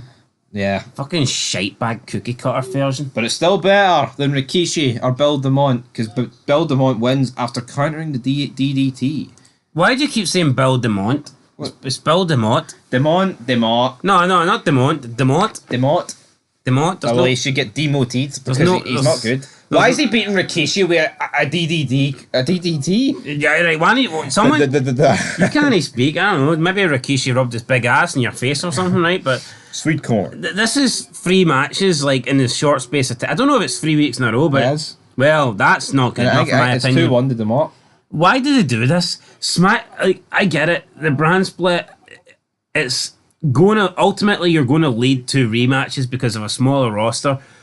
But I think Raw gets away with not doing the same match over and over and over. People will say, hey, Shawn Michaels. So, you know, that was a one-off. And that was like main offense. Shawn Michaels Triple H weren't wrestling on Raw every week. No. The SmackDown 6 were wrestling on SmackDown every single week. And we've had 3 weeks in a row now where Rikishi build them up. You know, come on, mix up a wee bit. Not even like Kidman, though, having matches with Shannon Moore and Hardy. It's been very similar, but I mean, I think he that's the wins. first time Kidman's actually faced Shannon Moore. I would bet against that. I think you're wrong. Well, I'll tell you what I'm not wrong about. The Undertaker promo with Paul Heyman and Brian Kendrick. I'm going to be honest. I thought this kind of sucked. And people put over... And I'm not saying Brian Kendrick is shit or he done a bad job. I just don't think the content of I don't think what he was given to work with was good. No, let's bear in mind a bit of didn't- context here, right?